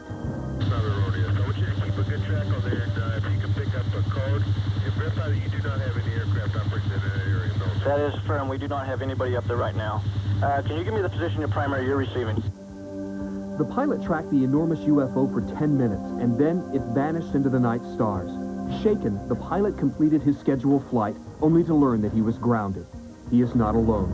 Air traffic personnel are pressured into silence as well. This controller, who has tracked UFOs on radar, feels strongly that authorities such as the FAA do more than just discourage the filing of UFO sighting reports. Only on the condition that his identity not be revealed did he agree to talk to us. Do you think there's actually a system in place to discredit people who might come forward? Yes. There was one in Fairbanks that the controller saw something up to the north, and he reported it, and they made him look like an idiot. And he said, hey, forget it. I'm dropping the paperwork. I must have been mistaken. You know, some people who see this might think you're seeing things. What would you say to that? I know what I saw. And if they would choose to say that it was something different, they weren't there. Dr. Richard Haynes, a retired NASA scientist who documents these sightings, helps pilots fight back. He defended the Japan Airlines pilot. Captain Tarucci followed the book. He did everything by the book. He reported the phenomenon, which were multiple objects, by the way, not just one. He kept the airplane in control at all times. He had multiple eyewitnesses in the cockpit, and even at that, he lost his flying status. The chief medical officer for Japan Airlines told me Captain Tarucci was asked to stop his flying duties because the airline did not want to have pilots flying their airplanes who were seeing visual illusions.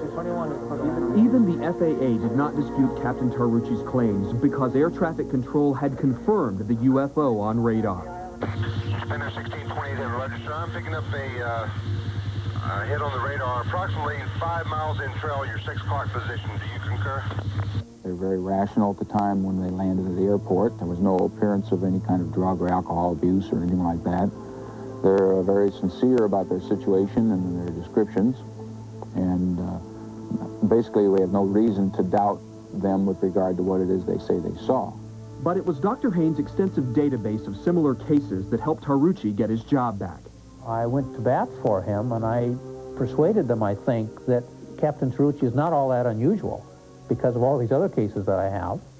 Second, that the objects he saw are not all that unusual, as bizarre as they seem to be to most people. And third, he's a good pilot. Aviation pioneer Dick Russell's distinguished career includes 26 years as an air safety chairman and 5 years as spokesman for the Airline Pilots Association. He's flown virtually every passenger plane made since the DC-3. In the fall of 1956, Dick Russell was flying as a co-pilot when his flight captain pointed out the window. And I looked up and I saw an object which was saucer in shape. It was approximately 50 or 60 feet in diameter. I was stunned, and I said, "What is that?" And about that time, it zoomed across in front of my windscreen and stopped, and then flew off at about a 45-degree angle, very high speed. I said, "What in the world is that?" He said, "Well, now you've seen one." But he says, "You can't tell anybody because they think you're nuts." Ridicule and humiliation have been a constant for pilots ever since they first began to report UFO sightings during the Second World War. By the 1950s, although sightings were becoming more common, filing reports became a rarity. The phone will ring one night, and here's a senior captain of an airline who says, "Gee, I've got to tell somebody my story." And then when I assure him it'll be confidential, which it always is if he wants, this wonderful story comes rolling out. With well over 2,000 cases in his computer database, Haynes has found a remarkable consistency in the descriptions of these objects.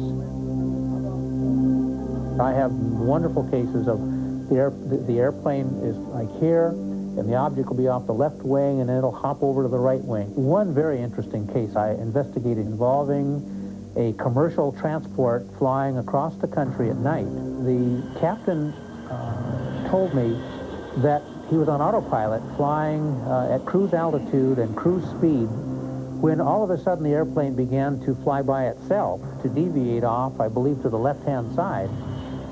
The alarmed pilot noticed that all three of his compasses were pointing to different headings. Then he saw a bright object hovering by his left wing. He observed it for several minutes before it darted off in a flash. That pilot did not report the sighting and spent years not talking about his UFO experience. Here in Los Altos, California, though, we found him. Neil Daniels is retired now and no longer silent about what he saw almost 20 years ago. Air traffic control in Boston said, United 94, where are you going? And so I said, well, when we figure this out, I'll let you know. Whatever it was, it did cause a disruption in the magnetic field around the aircraft to the point where it did pull the aircraft off course. The airplane is the focus of attention of the phenomenon for some strange reason, not the other way around. Later on, I mentioned it to my boss, and he gave me a ration about, well, bad things happen to people that have sightings like that. Neil Daniels wasn't sure what his boss meant by bad things, but bad things do sometimes happen to those who file UFO sighting reports. Pilots know now that you can make reports all day long and nothing will be done about it, nothing will be investigated. They'll take your report and they lose it immediately. Military pilots have made reports many times. They've chased them. They have been set out to chase it, to find out what they are. They come back with reports, and it's as far as it ever goes. In the early 1950s, Art Schaff was flying 7 passengers, including 2 officers, from Eglin Air Force Base in Florida to Louisville, Kentucky, when he had a spectacular sighting. The next day, Schaff was thoroughly debriefed. There was a full colonel who was chief of intelligence, and he's the one that called me in. I found out later that everybody was called in that was on that flight, and everybody apparently saw the same thing. Back in those days, when more than one person had a sighting like this, they used mass hallucination as a possible answer to the whole thing. Schaff had been the first to notice the strange orange light hovering alongside the plane. He quickly pointed it out to his co-pilot. Out of nowhere, it's alongside of us. These 3 huge glowing balls in a triangle. And it stayed right with us as we pressed on. And the colonel said, "Art, turn into it." And I said, "Forget it." And he kept it up. So I very gingerly dropped my left wing into this, whatever it was, and it just took off like a streak. Dr. Haynes showed us case after case of other pilot sightings, all with minute detail about the encounters. Of course, many pilots don't believe in UFOs, but Dr. Haynes will often persuade them to carry his sighting forms along with them. And that will sometimes lead to a late-night phone call from an excited new believer. He says, "Dr. Haynes, you're never going to believe what just happened to me over Lake Michigan." And I said, "Phil, what do you think you saw?" He said, "There's no doubt in my mind that's a vehicle from outer space. Nothing could do what it did. It was as big as a football field," he said. 50,000 people could be on that thing. It was so big. And he showed me, moment by moment, as he's sitting in this position at first, where the object seems to be imaged on the windshield throughout the entire sighting. It disappeared behind the post here. It reappeared. It's a real object. It seemed to be under intelligent control. It had structure to it. They felt a slight shock wave at the nearest point when the object was doing its turn and then going away. By the way, he did not report this case to the authorities. He kept this to himself.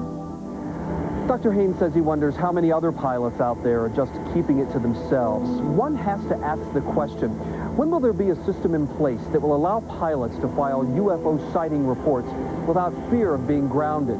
There are other questions, too. What are these objects? This wasn't an aircraft. You know, been around too many of them. Optical illusion, 7 people saw it. You place your trust and your life in the hands of a pilot every time you climb on an airplane. But there have been too many sightings by people that, well, have some credibility to put it off forever. Can you honestly believe that this vast space that we have out here, with as many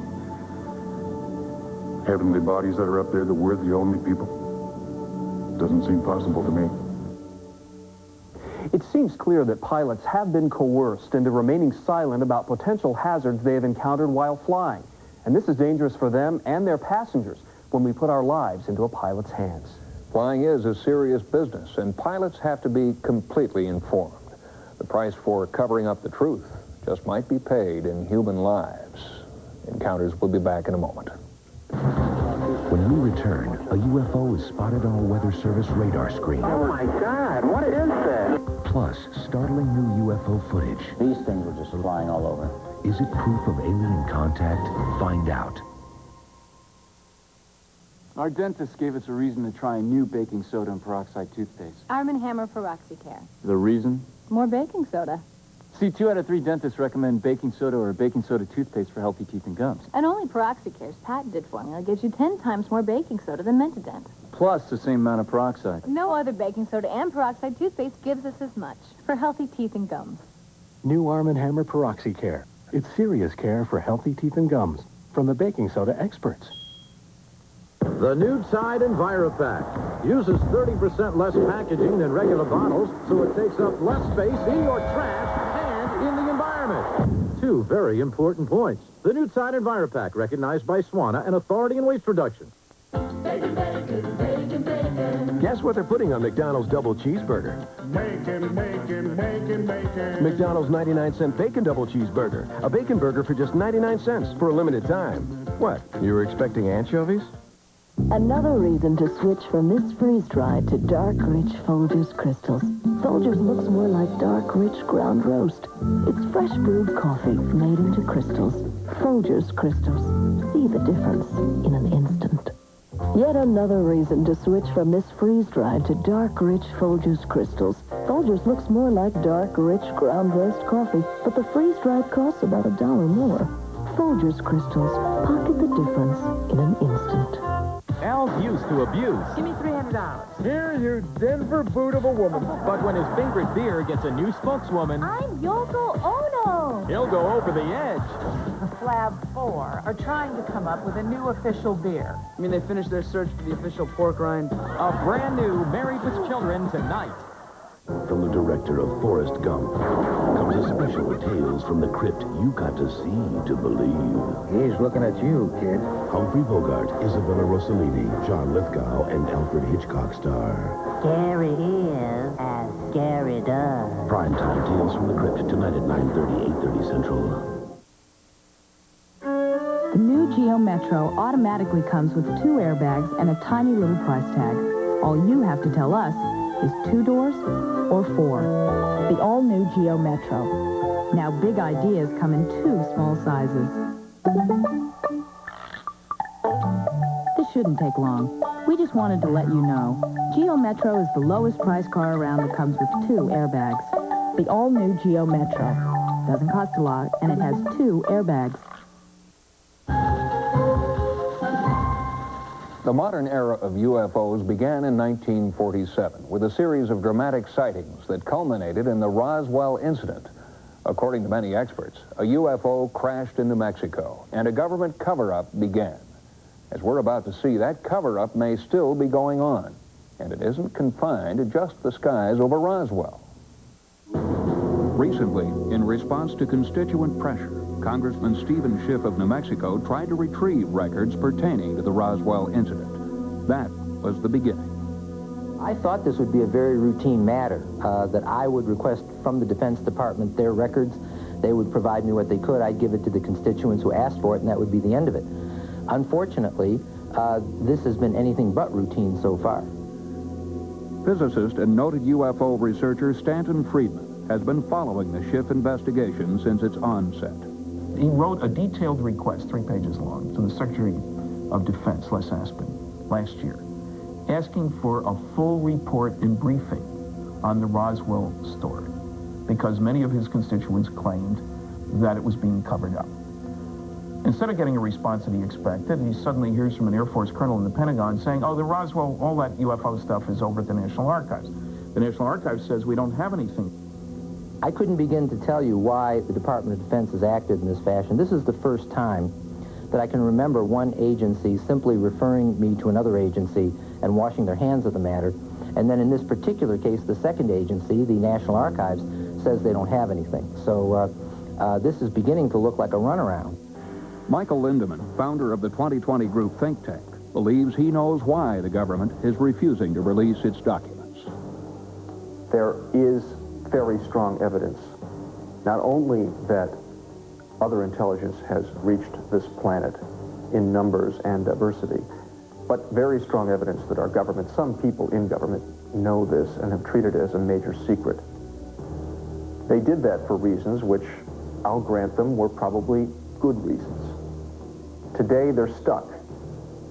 They felt it was important to lie about it, and they've been lying for 50 years.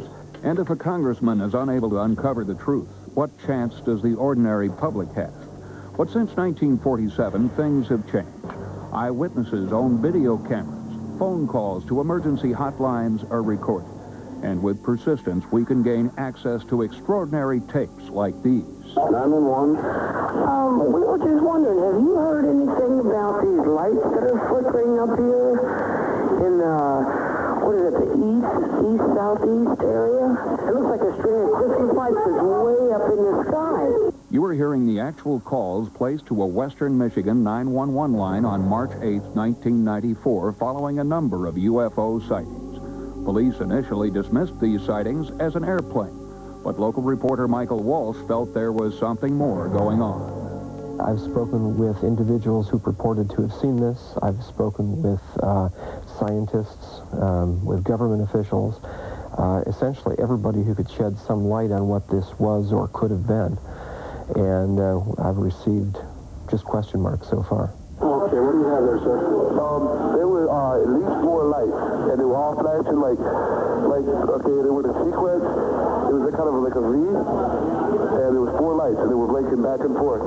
And there's no way, I mean, a plane's not that wide. After several minutes, the dispatcher decided to call National Weather Service in Muskegon, which is about 30 miles north of Holland, Michigan, to ask if there was anything on their screen that they might offer. This is Ottawa County 911 calling. You getting anything weird down in the southern Ottawa County area? Yeah, there's something big down there. Wait a minute, that's really strange. One of the people that called that I had happened to talk to said it looked like a bunch of cylindrical objects. Well, oh my God, what is that? They were going together and coming apart. Yeah, there's 3, and they're lengthwise. Now I'm getting 3 of them. They look like a triangle on my scope. They're very strong. Return. They're spiking, so there's something pretty solid. It's not precipitation or anything, especially up at that height. We've tried to get in touch with as many sources at the National Weather Service as we can, including the radar operator. In the weeks since this event, we were told that the operator was on furlough and was unavailable. In fact, public authorities who witnessed the phenomenon, including a police officer dispatched to the scene, have been mysteriously unavailable for comment. But the evidence speaks for itself. And 2,000 miles away, more evidence was being captured on videotape. The location, Roswell, New Mexico. These things were just flying all over. They were doing incredible maneuvers. I saw a dark object that appeared like a cigar-shaped object that would zoom in between these. They almost looked like they were going to collide. They'd be coming this way, and this dark object would go right in between and then disappear in the clear blue sky. What they're doing is just like something I've never seen before. The maneuvers that they do. On the March 5th sighting, there's a half circle that automatically heads into a 45-degree angle. I've never seen a plane do that. I've never seen a bird do that. A balloon just floats in the air, so it couldn't have been a balloon. And it was way, way, way up there. Mutual UFO Network video analyst Jeff Sainio analyzed the Escamilla footage. Here we've got a daytime video. You can clearly see what's going on, and you also see multiple witnesses to this. You can hear them. You can hear children. And children are good observers, and they're terrible actors. I see it. It's right there. I didn't see Encounters analysis of the Escamilla footage only deepens the mystery. When the footage is slowed down, one can clearly see some sort of superstructure on top of the object. And when a still frame is selected, enlarged, and then electronically enhanced, this unusual superstructure becomes even more apparent. It's obvious the Roswell UFO is no ordinary aircraft. This is clearly not a fake. There's too many people involved.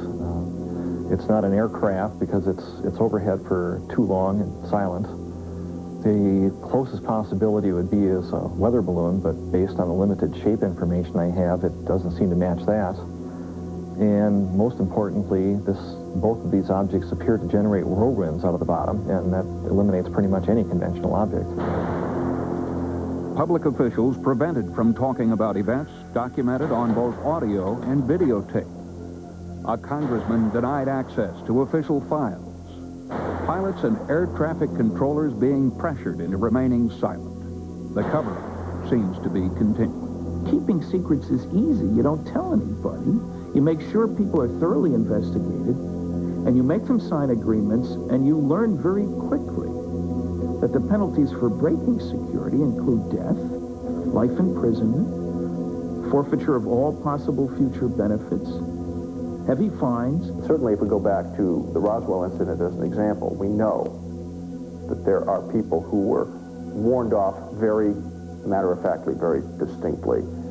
The mortician Glenn Dennis told, if you speak a word of this, someone will be picking your bones out of the sand. The sheriff, George Wilcox, told that if he spoke a word of what he'd seen, and he'd seen a lot, he would be killed, his wife would be killed, and his children would be killed.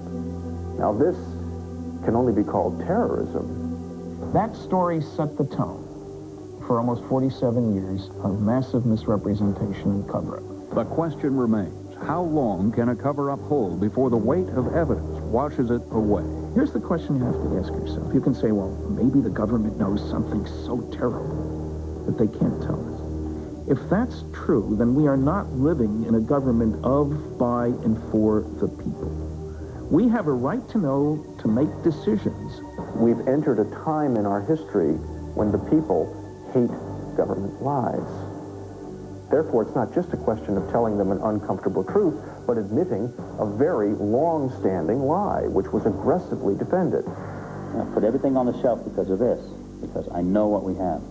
It's unidentified flying objects that we have on these tapes. I want the answer so I can go on with my life. One need only examine recent American history to find parallels for this pattern of government cover-up. But as we've also seen, the truth can be hidden for only so long. Encounters will be right back. Based on all available information. If what you are about to see is real, it's the most startling film footage in history. Although we remain skeptical, some experts believe this is authentic footage of an alien life form. Real or not, we must warn you. This appears to be an actual autopsy. And some of the footage you will see in the next hour is very gruesome. Stay with us as we put the question to you.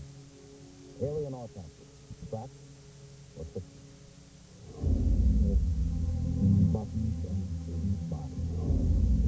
If the footage is authentic, that's pretty well proves it.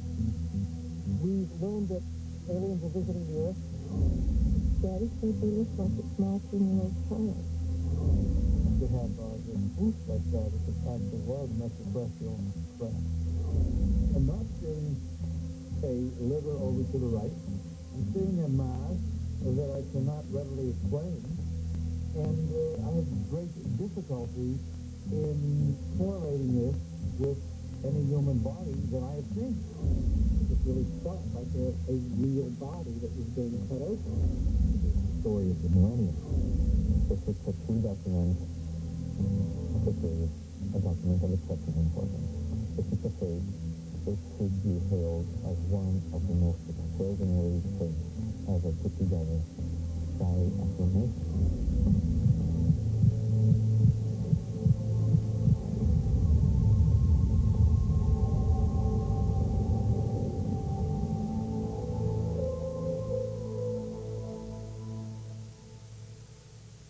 This is the Army Airfield in Roswell, New Mexico. During World War II, this is the base of the elite 509th Bomb Group. The Enola Gay that dropped the atomic bomb on Japan originated from here. The men and women who lived and worked here were used to keeping secrets. But in the summer of 1947, something definitely crashed just outside of town. And 48 years later, it remains a mystery.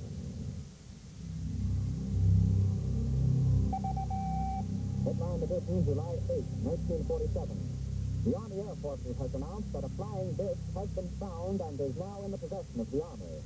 Army officers say the missile, found sometime last week, has been inspected at Roswell, New Mexico, and sent to Wright Field, Ohio, for further inspection.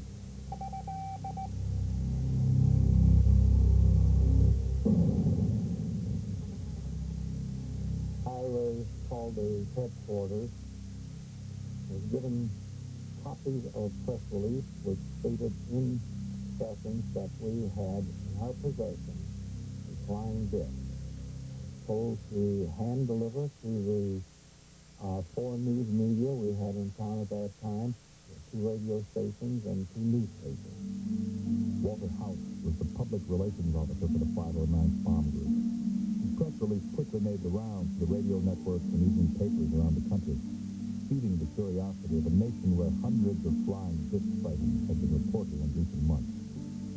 But it was over almost as soon as it began. Within 4 hours, General Raymond, commander of the 8th Air Force, had taken charge, issuing a new statement. It wasn't a flying disc at all.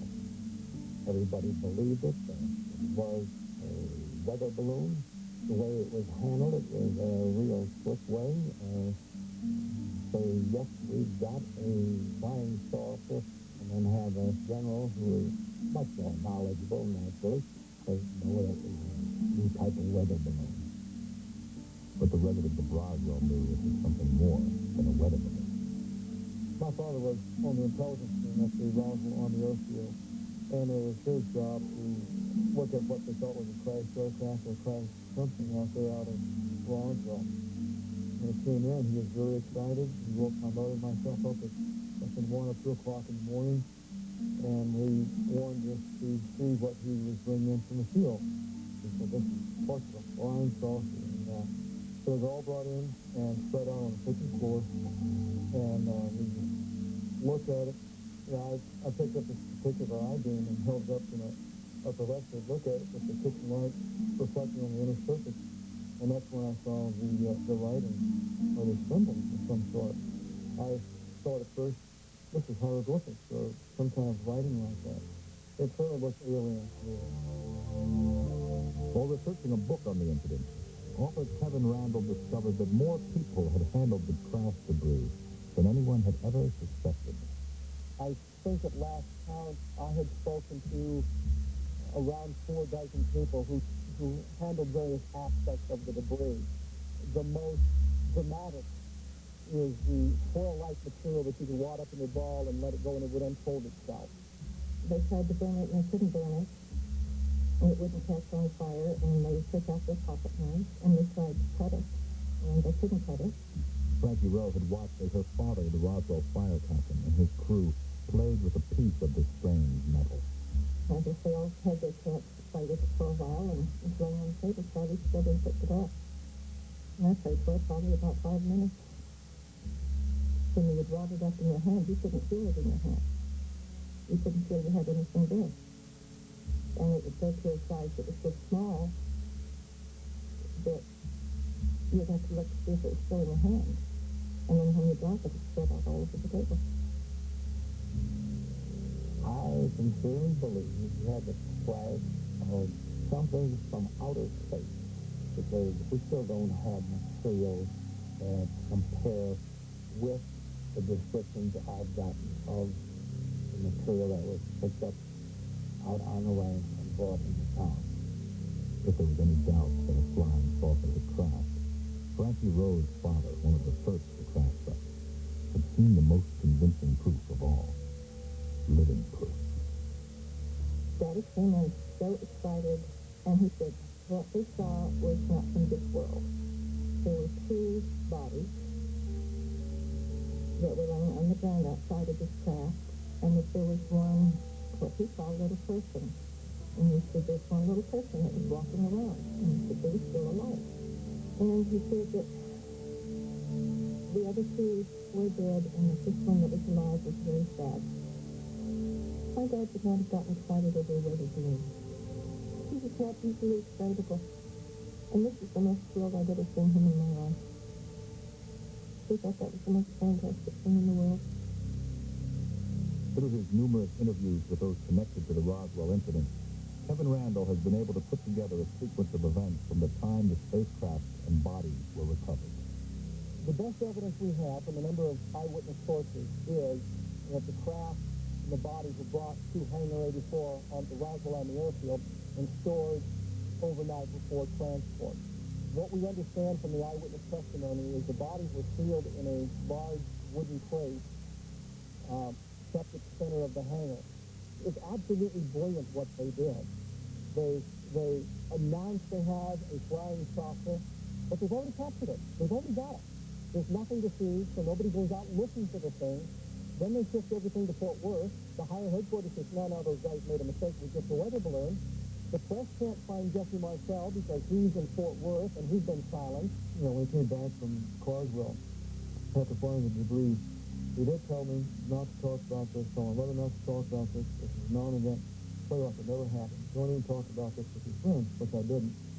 And years later, we confided that he was actually part of the cover-up, as he went along with the Air Force explanation, even though he knew full well that was not true.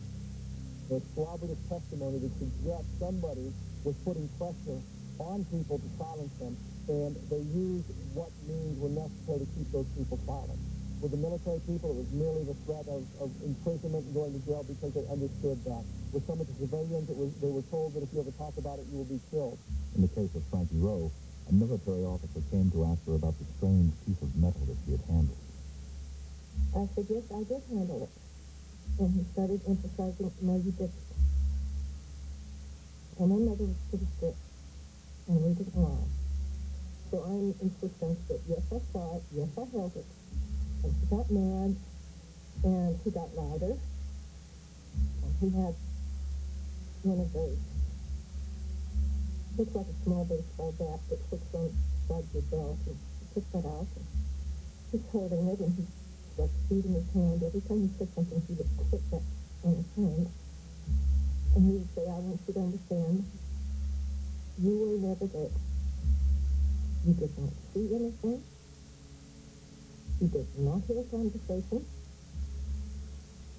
And he said, if you can't understand this, there are things that we can do. So let's take you out here in the middle of this desert. So this is a big desert here. Because no one will ever find your body. Ever. No one will ever know what happened to you. He said, the only way I'm going to let you stay around or live is if you promise you'll never talk about this the rest of your life. So I told him I wouldn't. The people of Roswell kept quiet about what they saw. Supposedly, under tight security, everything from the crash was loaded onto planes. Many believe the debris was flown to Wright Airfield in Dayton, Ohio. The bodies were thought to have been flown somewhere else. The government wanted the story to die, and for decades the cover-up was successful. But what may be the most convincing evidence somehow escaped detection. Coming up, for the first time ever, you'll see the incredible autopsy footage that some experts believe is the real thing. But first, we search for the mysterious military cameraman who supposedly filmed it. When Alien Autopsy, Fact or Fiction, returns. Here in the desert just outside Roswell is where the alleged crash happened some 50 years ago. Was it a flying saucer? Were there alien bodies on board? Or was it just a weather balloon, as the Air Force claimed? People still come and look for some kind of clue. But the evidence of the alien crash didn't come from here. It was revealed halfway around the world. An alien autopsy is always going to be the subject of ridicule. Who's going to believe an alien autopsy is an alien autopsy? It's just a ridiculous subject. Ray Santilli owns a small music and video distribution company in London. He was acquiring some 1950s rock and roll footage when an elderly American cameraman he had been dealing with said, by the way, I have something else to show you. And, you know, we looked at it, and it was just the most incredible thing to film. And obviously, my first impression is, this can't be real. What Santilli saw and eventually purchased were reels of black and white film showing an autopsy being performed on a strange humanoid being. The cameraman, who claimed to have had a top military clearance, told Santilli that in 1947 he was flown urgently to Roswell, where he filmed the recovery of several of these beings, both alive and dead, as well as the autopsy of one of them.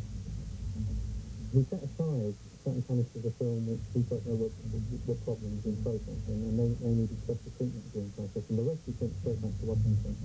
And when he eventually processed the remaining canisters, he tried and went to great lengths to try and get Washington to come and pick the reels of film up, but they didn't.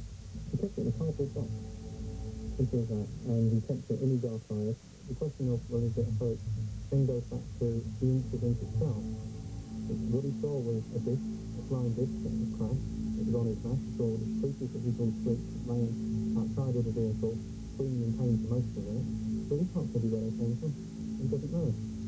While I was in his house, as you would expect with anyone of that age, he's got a great deal of memorabilia. There's photographs on the wall, there's photo albums, his diary, and you can see his enrollment papers, his discharge papers. And he seemed a genuine enough person. So why is Santilli unwilling to reveal the cameraman's identity? Agreement with the cameraman was to protect his privacy, which is how we acquired the footage in the first place. If he can get some kind of assurance that he's not going to be hounded by people who may want to come out, I don't know, he may be watching this program right now and thinking, what am I going to do? His concern is firstly, he's 80, he just wants a peaceful life. The first thing. Secondly, he's accepted money with his cash, and what effect is that going to have in terms of his tax position as well? The pressure will increase upon him. I think he realised that if he was telling the truth, and there's no reason to doubt that, this was, a crash of a space vehicle from wherever, that it is the most momentous event in human history, and he owes it to mankind to tell his story. I'm going to bet you, and I've been doing this business for 30 years, that this man probably lives somewhere in Florida. In order to verify the existence of this cameraman, we turned to world-renowned investigator, William C. Beer. When you all brought me this case to take a look at, I have to tell you I was quite skeptical. Is there a cameraman? Does he really exist? Did he exist? And can I find him? The answer really lies with the cameraman. That's where the answer lies in trying to authenticate this film one way or the other. We've classified ourselves because it's been, it's not a question of particular diaries or a situation like that. All we're doing is we're placing it into the public domain and saying, look, here it is, please investigate. Coming up next. The head which divides to the body and the same color with the tint. The alien autopsy that some experts believe is the real thing. Is this footage authentic? Experts from Kodak give their opinion. You cannot fake a message of authenticity. You decide when Alien Autopsy, Fact or Fiction, returns. This film we're about to show you is either the first documentary evidence that an alien being visited our planet, or it's one of the most ambitious and fantastic frauds ever put on film. The alleged cameraman claims he shot the footage at Fort Worth Army Air Base. In a letter, he explained to us that one of the aliens discovered near Roswell had been secretly flown there for further study. This could be the world's first look at an actual being from another planet. You're watching the autopsy of what some say is an alien from outer space. So far, the 17-minute film is as dramatic as any science fiction thriller to come out of Hollywood. But this may not be a filmmaker's fantasy. This could very well be real. The strange body appears intact, except for an ugly wound on the right thigh. Two mysterious doctors wearing contamination suits study its bizarre features. A third person wearing a mask watches from behind the glass partition. Is this indeed a top-secret military autopsy performed on an alien in 1947?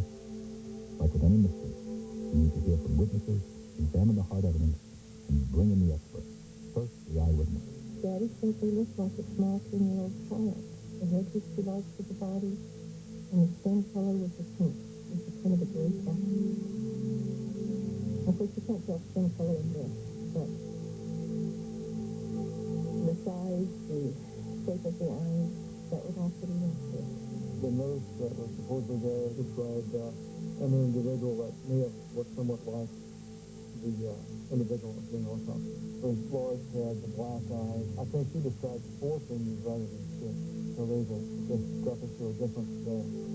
According to Frankie Rowe, her father discovered 3 beings still alive at the crash site. He kept saying, there's no need for us to be afraid. They're not just hurt us. And he said that he really felt badly that we couldn't help them. The cameraman writes that he photographed 3 strange beings. Each was crying, clutching a box close to his chest. They cried louder as he approached, he writes. One of the officers managed to pry loose the box by hitting the being with the butt of his rifle. So very sorry for whoever that was. If it was from some other world, planet, their families will never know what happened to them. They'll never go back home. Of course, this could all be a story that the cameraman made up. An eyewitness testimony is sometimes unreliable, especially when it's almost 50 years old. What clues can we examine to determine whether what we're seeing is a true historical document or a clever fabrication? We looked closely at some of the objects in the room. Our purpose? To determine whether they even existed in 1947. The wall clock. The General Electric model is indeed from the 1940s. And that black phone with the heavy receiver and the curly cord is a Bell Standard model from 1937. So they could all be purchased later. Their presence in the room is nonetheless consistent with the time. That brings us to the film itself. Can it be dated? We took the film to Larry Tate, who spent 16 years in the manufacturing division of Kodak. Each Kodak company, in trying to distinguish the age of the film, keeps track of the date of manufacture, and this is done through geometric code. And the symbols on the edge code were a square and a triangle, which were used in Rochester, New York by Eastern Kodak Company to denote the following years of manufacture, 1927 or 1947 or 1967. So the film stock itself could be from 1947. What about the way it was shot? What can the very look of the film reveal about its authenticity? If we make much sense to say that, yes, this film could have been shot in the late 40s or 50s. Paulo Scherke Uze is senior curator of motion pictures at Eastman House in Rochester, New York. I'm often asked how difficult it is to fake a film. The answer is no. You cannot fake a motion picture that easily. It would require an amount of technical know-how, of sophistication, that would make the operation not worthwhile. I have to say I feel that what we've seen here is a hoax. Alan Davio is one of Hollywood's most acclaimed cinematographers. He was the director of photography on E.T., Bugsy, Empire of the Sun, and Congo. Davio is suspicious of the film because of how it regularly goes out of focus as if to hide what may not be real. What we're seeing here is somebody photographing this intentionally letting the image go out of focus. It just doesn't make sense that he would go in and make no adjustment on the focus. The fact that he lost focus is consistent with the type of equipment that they had to be using. Roderick Ryan knows as much as anyone about what it was like filming for the military in the 1940s. A combat cameraman for the Navy, he photographed the most secret government projects during the 40s and 50s, including the atomic bomb test at Bikini Atoll. Cameras in general use at that time by the military were Filmo cameras made by Bell & Howell. The camera did not have true-to-length focusing. So if it maintained focus, there could be the possibility that it was done with modern-day equipment with contaminants in focus, and that it was simulated rather than real footage from 1947. Davio was also suspicious of the film's authenticity because of the photographer's apparent inability to get the best shot. There's one case in particular where they're sawing the skull, where the prison-operated camera continuously moves to a place repeatedly that he's not going to see anything. The doctor's back. And doesn't make the effort to go around the other side to look at the saw coming towards you and perhaps get a better view. He keeps moving to keep out of the way of the surgeon. If you look at the surgical crew, they're moving also. And he's just trying to be inobtrusive. We've had this out with the camera because if nothing else, his integrity in terms of camera work is the only thing that actually speaks to comment out of this. the people have criticised the camera work. The cameraman was dressed in the same outfit as the surgeon, so he was restricted in his movement. And he said that the handheld camera was standard issue at that time. They didn't treat it any different because it was either an experiment or an increasing. The role of a photographer in the military is usually to record an event. It is not his job to do pretty pictures. And this, I think, was a very adequate job of recording an event. I will say that there's some terrific work done here, but I do not believe that this is a real event that I'm seeing. Every state has seen the impression of space comes up in image. Let's put ourselves in the position of someone who decides to make a face. Why in the world someone would invest such an amount of money, of effort, of mise en scène to put together a country name film of this kind? It's besides reason. It doesn't make sense. Let's say the film is from 1947. Kodak says that's possible. And it looks like an Army photographer could have shot it. That doesn't mean this isn't a hoax. But how far would someone have to go to space? Camera trips are one thing. But how do you fake the flesh and blood body of an alien? Especially one that's about to be cut open. Next, we ask leading pathologists, is this a real alien? I cannot say that it is a member of the human race, as you and I know the human race. Or just Hollywood magic. The point is if we did this, that's too sad. Is this really an autopsy of an alien being? Or could it be something else? A dummy? A deformed human? An incredible hoax. To find out, we showed the film to two of the world's leading pathologists. And I have to issue a warning at this point. What you are about to see is extremely graphic. Chris Milroy is a senior lecturer in forensic pathology at the University of Sheffield in England. His expertise in determining the cause of death made him a sought-after witness in murder cases around the world. Cyril West is a past president of the American Academy of Forensic Science. He has performed or supervised close to 40,000 autopsies. I have never performed an autopsy on anybody that even closely resembles the being that we see on this film. Well, the ears are very set. They're below the position that one would expect to see in a normal human being. This strange creature that some are saying comes from outer space does fit the popular conception of what an alien looks like. The huge head and the large eyes are familiar from books and movies about otherworldly visitors. But it has other bizarre features not common to humans. There are 6 fingers on each hand, and there are also 6 toes on each foot, a condition known as polydactyly.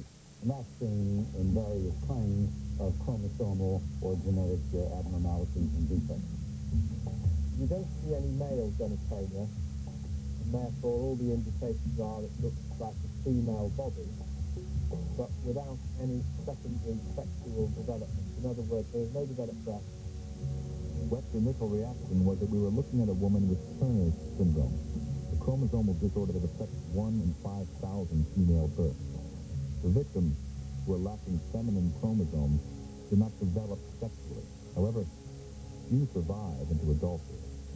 99% of people who have the sexual chromosomal abnormalities abort spontaneously. In other words, they're just not born. So one of the things that I would think of is the possibility of a very, very rare Turner's syndrome baby that managed to survive well into the teens. But Turner's syndrome is not its only defect. There are also the 6 fingers and toes and the enlarged eyes. Can this extraordinary diversity of disorders ever appear in one human being? It wouldn't be surprised to find something with this pattern of abnormalities. I would think it would be very rare, but I wouldn't be surprised if someone said that this has been described somewhere in the medical literature. Not only is the body being examined in this case, but so are the examiners hidden behind the contamination. As respected teachers, both West and Milroy have trained hundreds of doctors. They know how a real autopsy is conducted versus what would give away an amateur or even an actor. They are either pathologists or they're surgeons who have done a fair number of autopsies. This supposedly was filmed in 1947. And while things haven't changed, we see some things that would have been expected at that time, such as the use of a handsaw in removing the skull cap. I should also like to point out that this kind of a rectangular shape, somewhat sunken tray, was the kind that I recall being around many, many years ago. We don't see these things around very much today, if at all. Basic procedures that were being carried out are those that one would do in an autopsy. There are certain questions that I have to ask about the procedures. I mean, if this is supposedly an alien, I question whether you would just spend 2 hours. One would surely spend weeks, months, if not years, dissecting somebody who is, a body of an alien. If this is an alien, then it reportedly died when its space vehicle crashed with Earth. Both doctors spend much of their time testifying on murder cases. They're suspicious about the cause of death. When you have major high-speed crashes, you get much more extensive injuries than you're present on this body. The injuries present are odd, in that there is really only one major injury, and that's to the right thigh. This looks almost like the kind of an injury you might get if you had an incendiary kind of a missile, unless, for whatever reason, there was some kind of treatment going on for a malignancy or something having to do with experimental work on radiation or burns, and you have the massive destruction of that area more or less in a deliberate design fashion. A radiation experiment gone wrong? That would explain why the doctors are protecting themselves with contamination. And radiation could be the cause of the being's death and also its freakish deformities. Remember, Roswell, where the body was supposedly found, was near the site of our military's secret nuclear testing program. Could this represent some very fortunate woman who had a malignancy, probably of the ovaries or the cervix, the uterus, who then received radiation treatment? That's a possibility that we should keep in mind.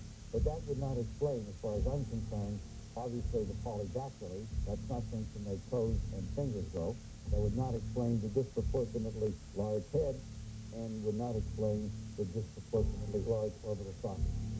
If the pathologists cannot yet explain what could have caused this uniquely deformed creature, maybe they'll find the answer to the mystery when the dissection begins. That's when they take their examination to the inside. I cannot relate these structures to abdominal contents. The liver, if it were the liver, should be over here to the right. I'm seeing a mass that I cannot readily explain, and I have great difficulty in correlating this with any human body that I have seen. This is a structure that must be the brain if it is a human being. It looks like no brain that I've ever seen, whether it's a brain filled with tumor, a brain that has been radiated, a brain that has been traumatized and is hemorrhagic, and it's outside of the body. What we shown in the stage is not to me just like a human brain. It's just a stupid colored and mistaken. I would have to say, as difficult as it is for me to say it, as reluctant as I am to say it, that what I have seen here does not appear to be a human being. What is it? I would prefer to say, for the time being, that it is humanoid. I'm not going to say it is from distant planets or what planet. I don't know. But I cannot say that it is a member of the human race, as you and I know the human race. Of course, another explanation is that this is not the body of a flesh and blood being at all, but rather a man-made creation designed to fool whoever sees it. How hard would it be to make a dummy that believes so convincingly? No one is better at tricking the public of monsters to be real than Stan Winston, whose company has created some of the most lifelike creatures to come out of Hollywood. He built the dinosaurs in Jurassic Park, and appropriately enough, the extraterrestrial predators of aliens. For Winston, recreating a simple humanoid like this could be a piece of cake. My initial reaction when I first saw the piece was that it was not real, that it was a body that someone had created as a prop, and started the autopsy and actually cutting this body open.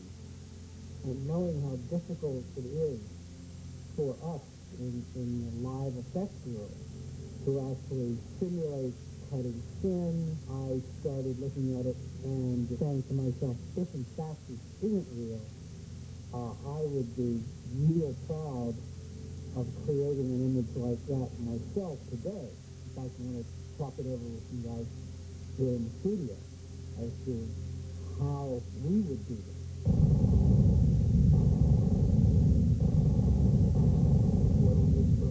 1947. The question is whether or not we could do this if it was real.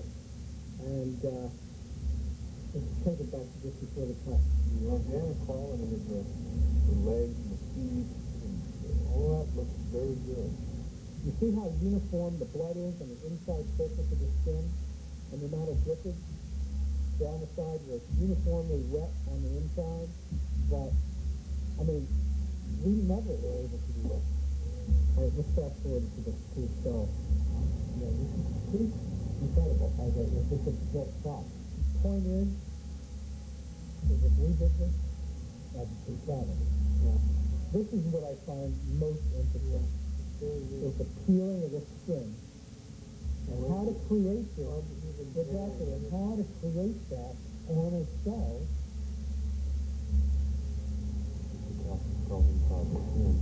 But what about the wetness?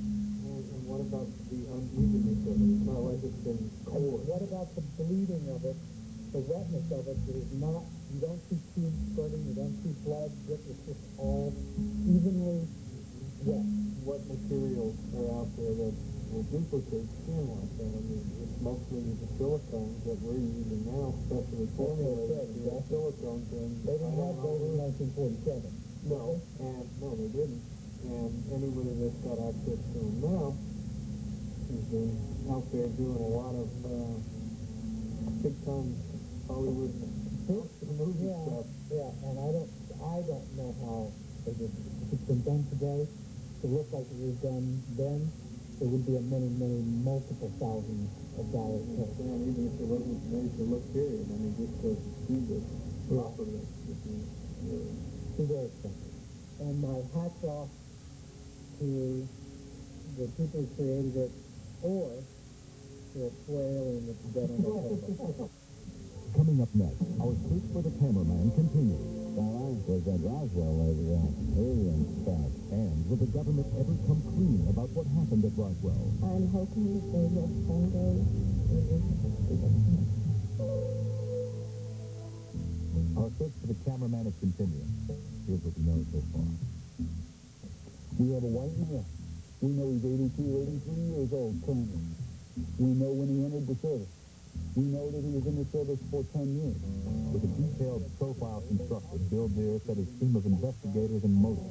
That's going to be a really important thing for us to follow up on, because 1955 and the fact it's still in existence is going to give us some credibility as far as more files. Gives us something to look at. So let's pay particular attention to that. Joe has the photographic unit for the Army, Air Force. You've got it for the Marine Corps. And Michael, you can take Universal News. I called this morning on the history section of the military base. We could try Carswell. Carswell still has a good library. Now we're able to take all of that information. Oh, one thing is important. We know that he's a human being. And a human being makes mistakes. People like to brag. People like to talk. So that is part of the profile, too. We take all of that and place that into that can, unmarked can of food. And now, sitting on my desk, is can with a silver lining. And the only thing that we're lacking now is a picture of our cameraman and his name.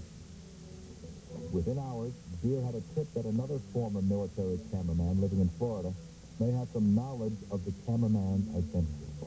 He immediately set out for the airport and got the plane to Florida to meet with the tipster. The man, who was reluctant to be identified on television, agreed to meet Deere in a public place. Like our mystery cameraman, this tipster also had top-secret military clearance and was present at many of the same secret events. Oh, well, we're sitting at a bar, and this guy I knew a little bit, not real well. And I'm not going to say what town it was in, but we got to talking. And he said, well, I was at Roswell where they say alien crash. no more. You know, like he woke up and, like, uh-oh, he took my mouth off. And bear in mind, there's a lot more excitement on something like that probably than preparing for the bomb. Here you got dead aliens down there in your shot. Everybody probably was. If he shot his mouth off, there's people, the government's knowing about it now. They've got to know about it. And maybe he's been warned already. Maybe you won't see him again no more. If he's talked, there's somebody out there that remembers it. And somebody is going to come forward with that information. It's going to be a great story if all of a sudden somebody picks up the phone and calls me and says, Mr. Deere, I saw the story.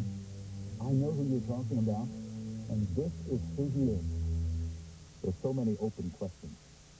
Is the body we've seen really a victim of a fatal accident that happened almost 50 years ago? Did a UFO crash and burn in the New Mexico desert? Could aliens have been curious about our newly developed nuclear technology? What does the government know?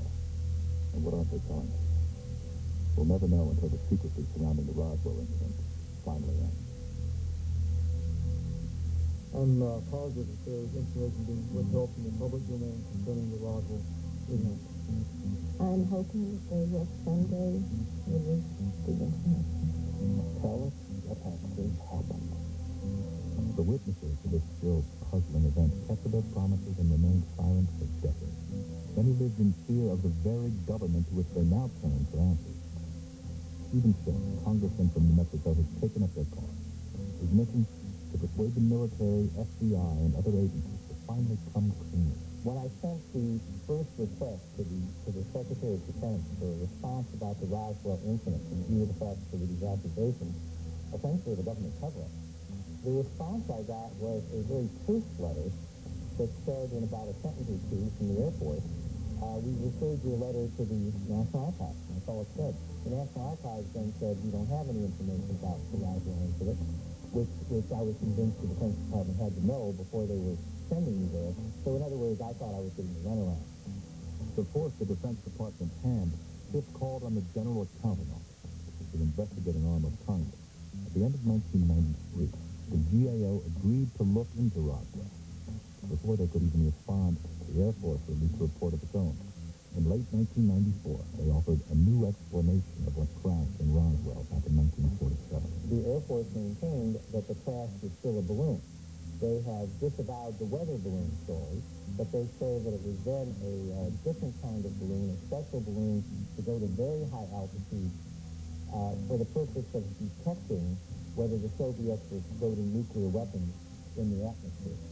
I don't know if the Air Force has ever explained what took them so long to say this is the explanation, if this is the explanation.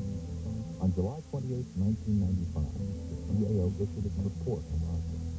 It had requested classified and unclassified records from the Department of Defense, the FBI, CIA, the Department of Energy, and the White House Office of Science and Technology, with the exception of an FBI telegram and a Roswell Airfield newsletter, both of which referred to the account of a weather balloon.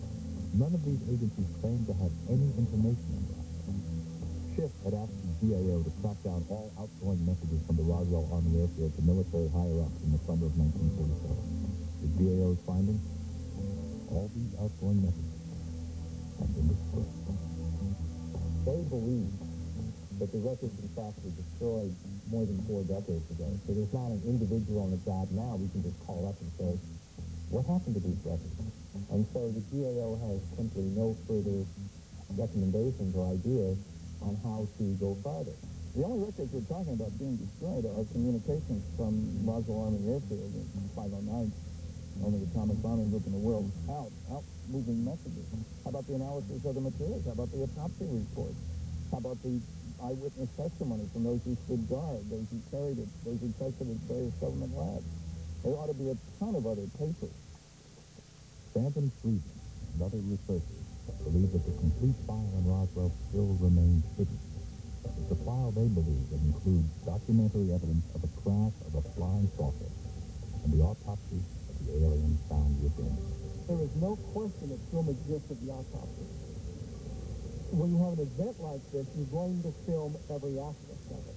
We've been told by people who participated in the cleanup on both the debris field and the impact site that photographs were taken. film was taken. All this exists somewhere. Is this film part of that evidence? Or is it simply a hoax not even connected to Roswell, but that some are hoping is real in their eagerness to find answers to this 50-year-old mystery? I see nothing in this picture which leads me to believe we're dealing with aliens as opposed to Earthlings with peculiar characteristics. The record doesn't look like anything I've seen from descriptions of records by witnesses I trust. I can find nothing to link it.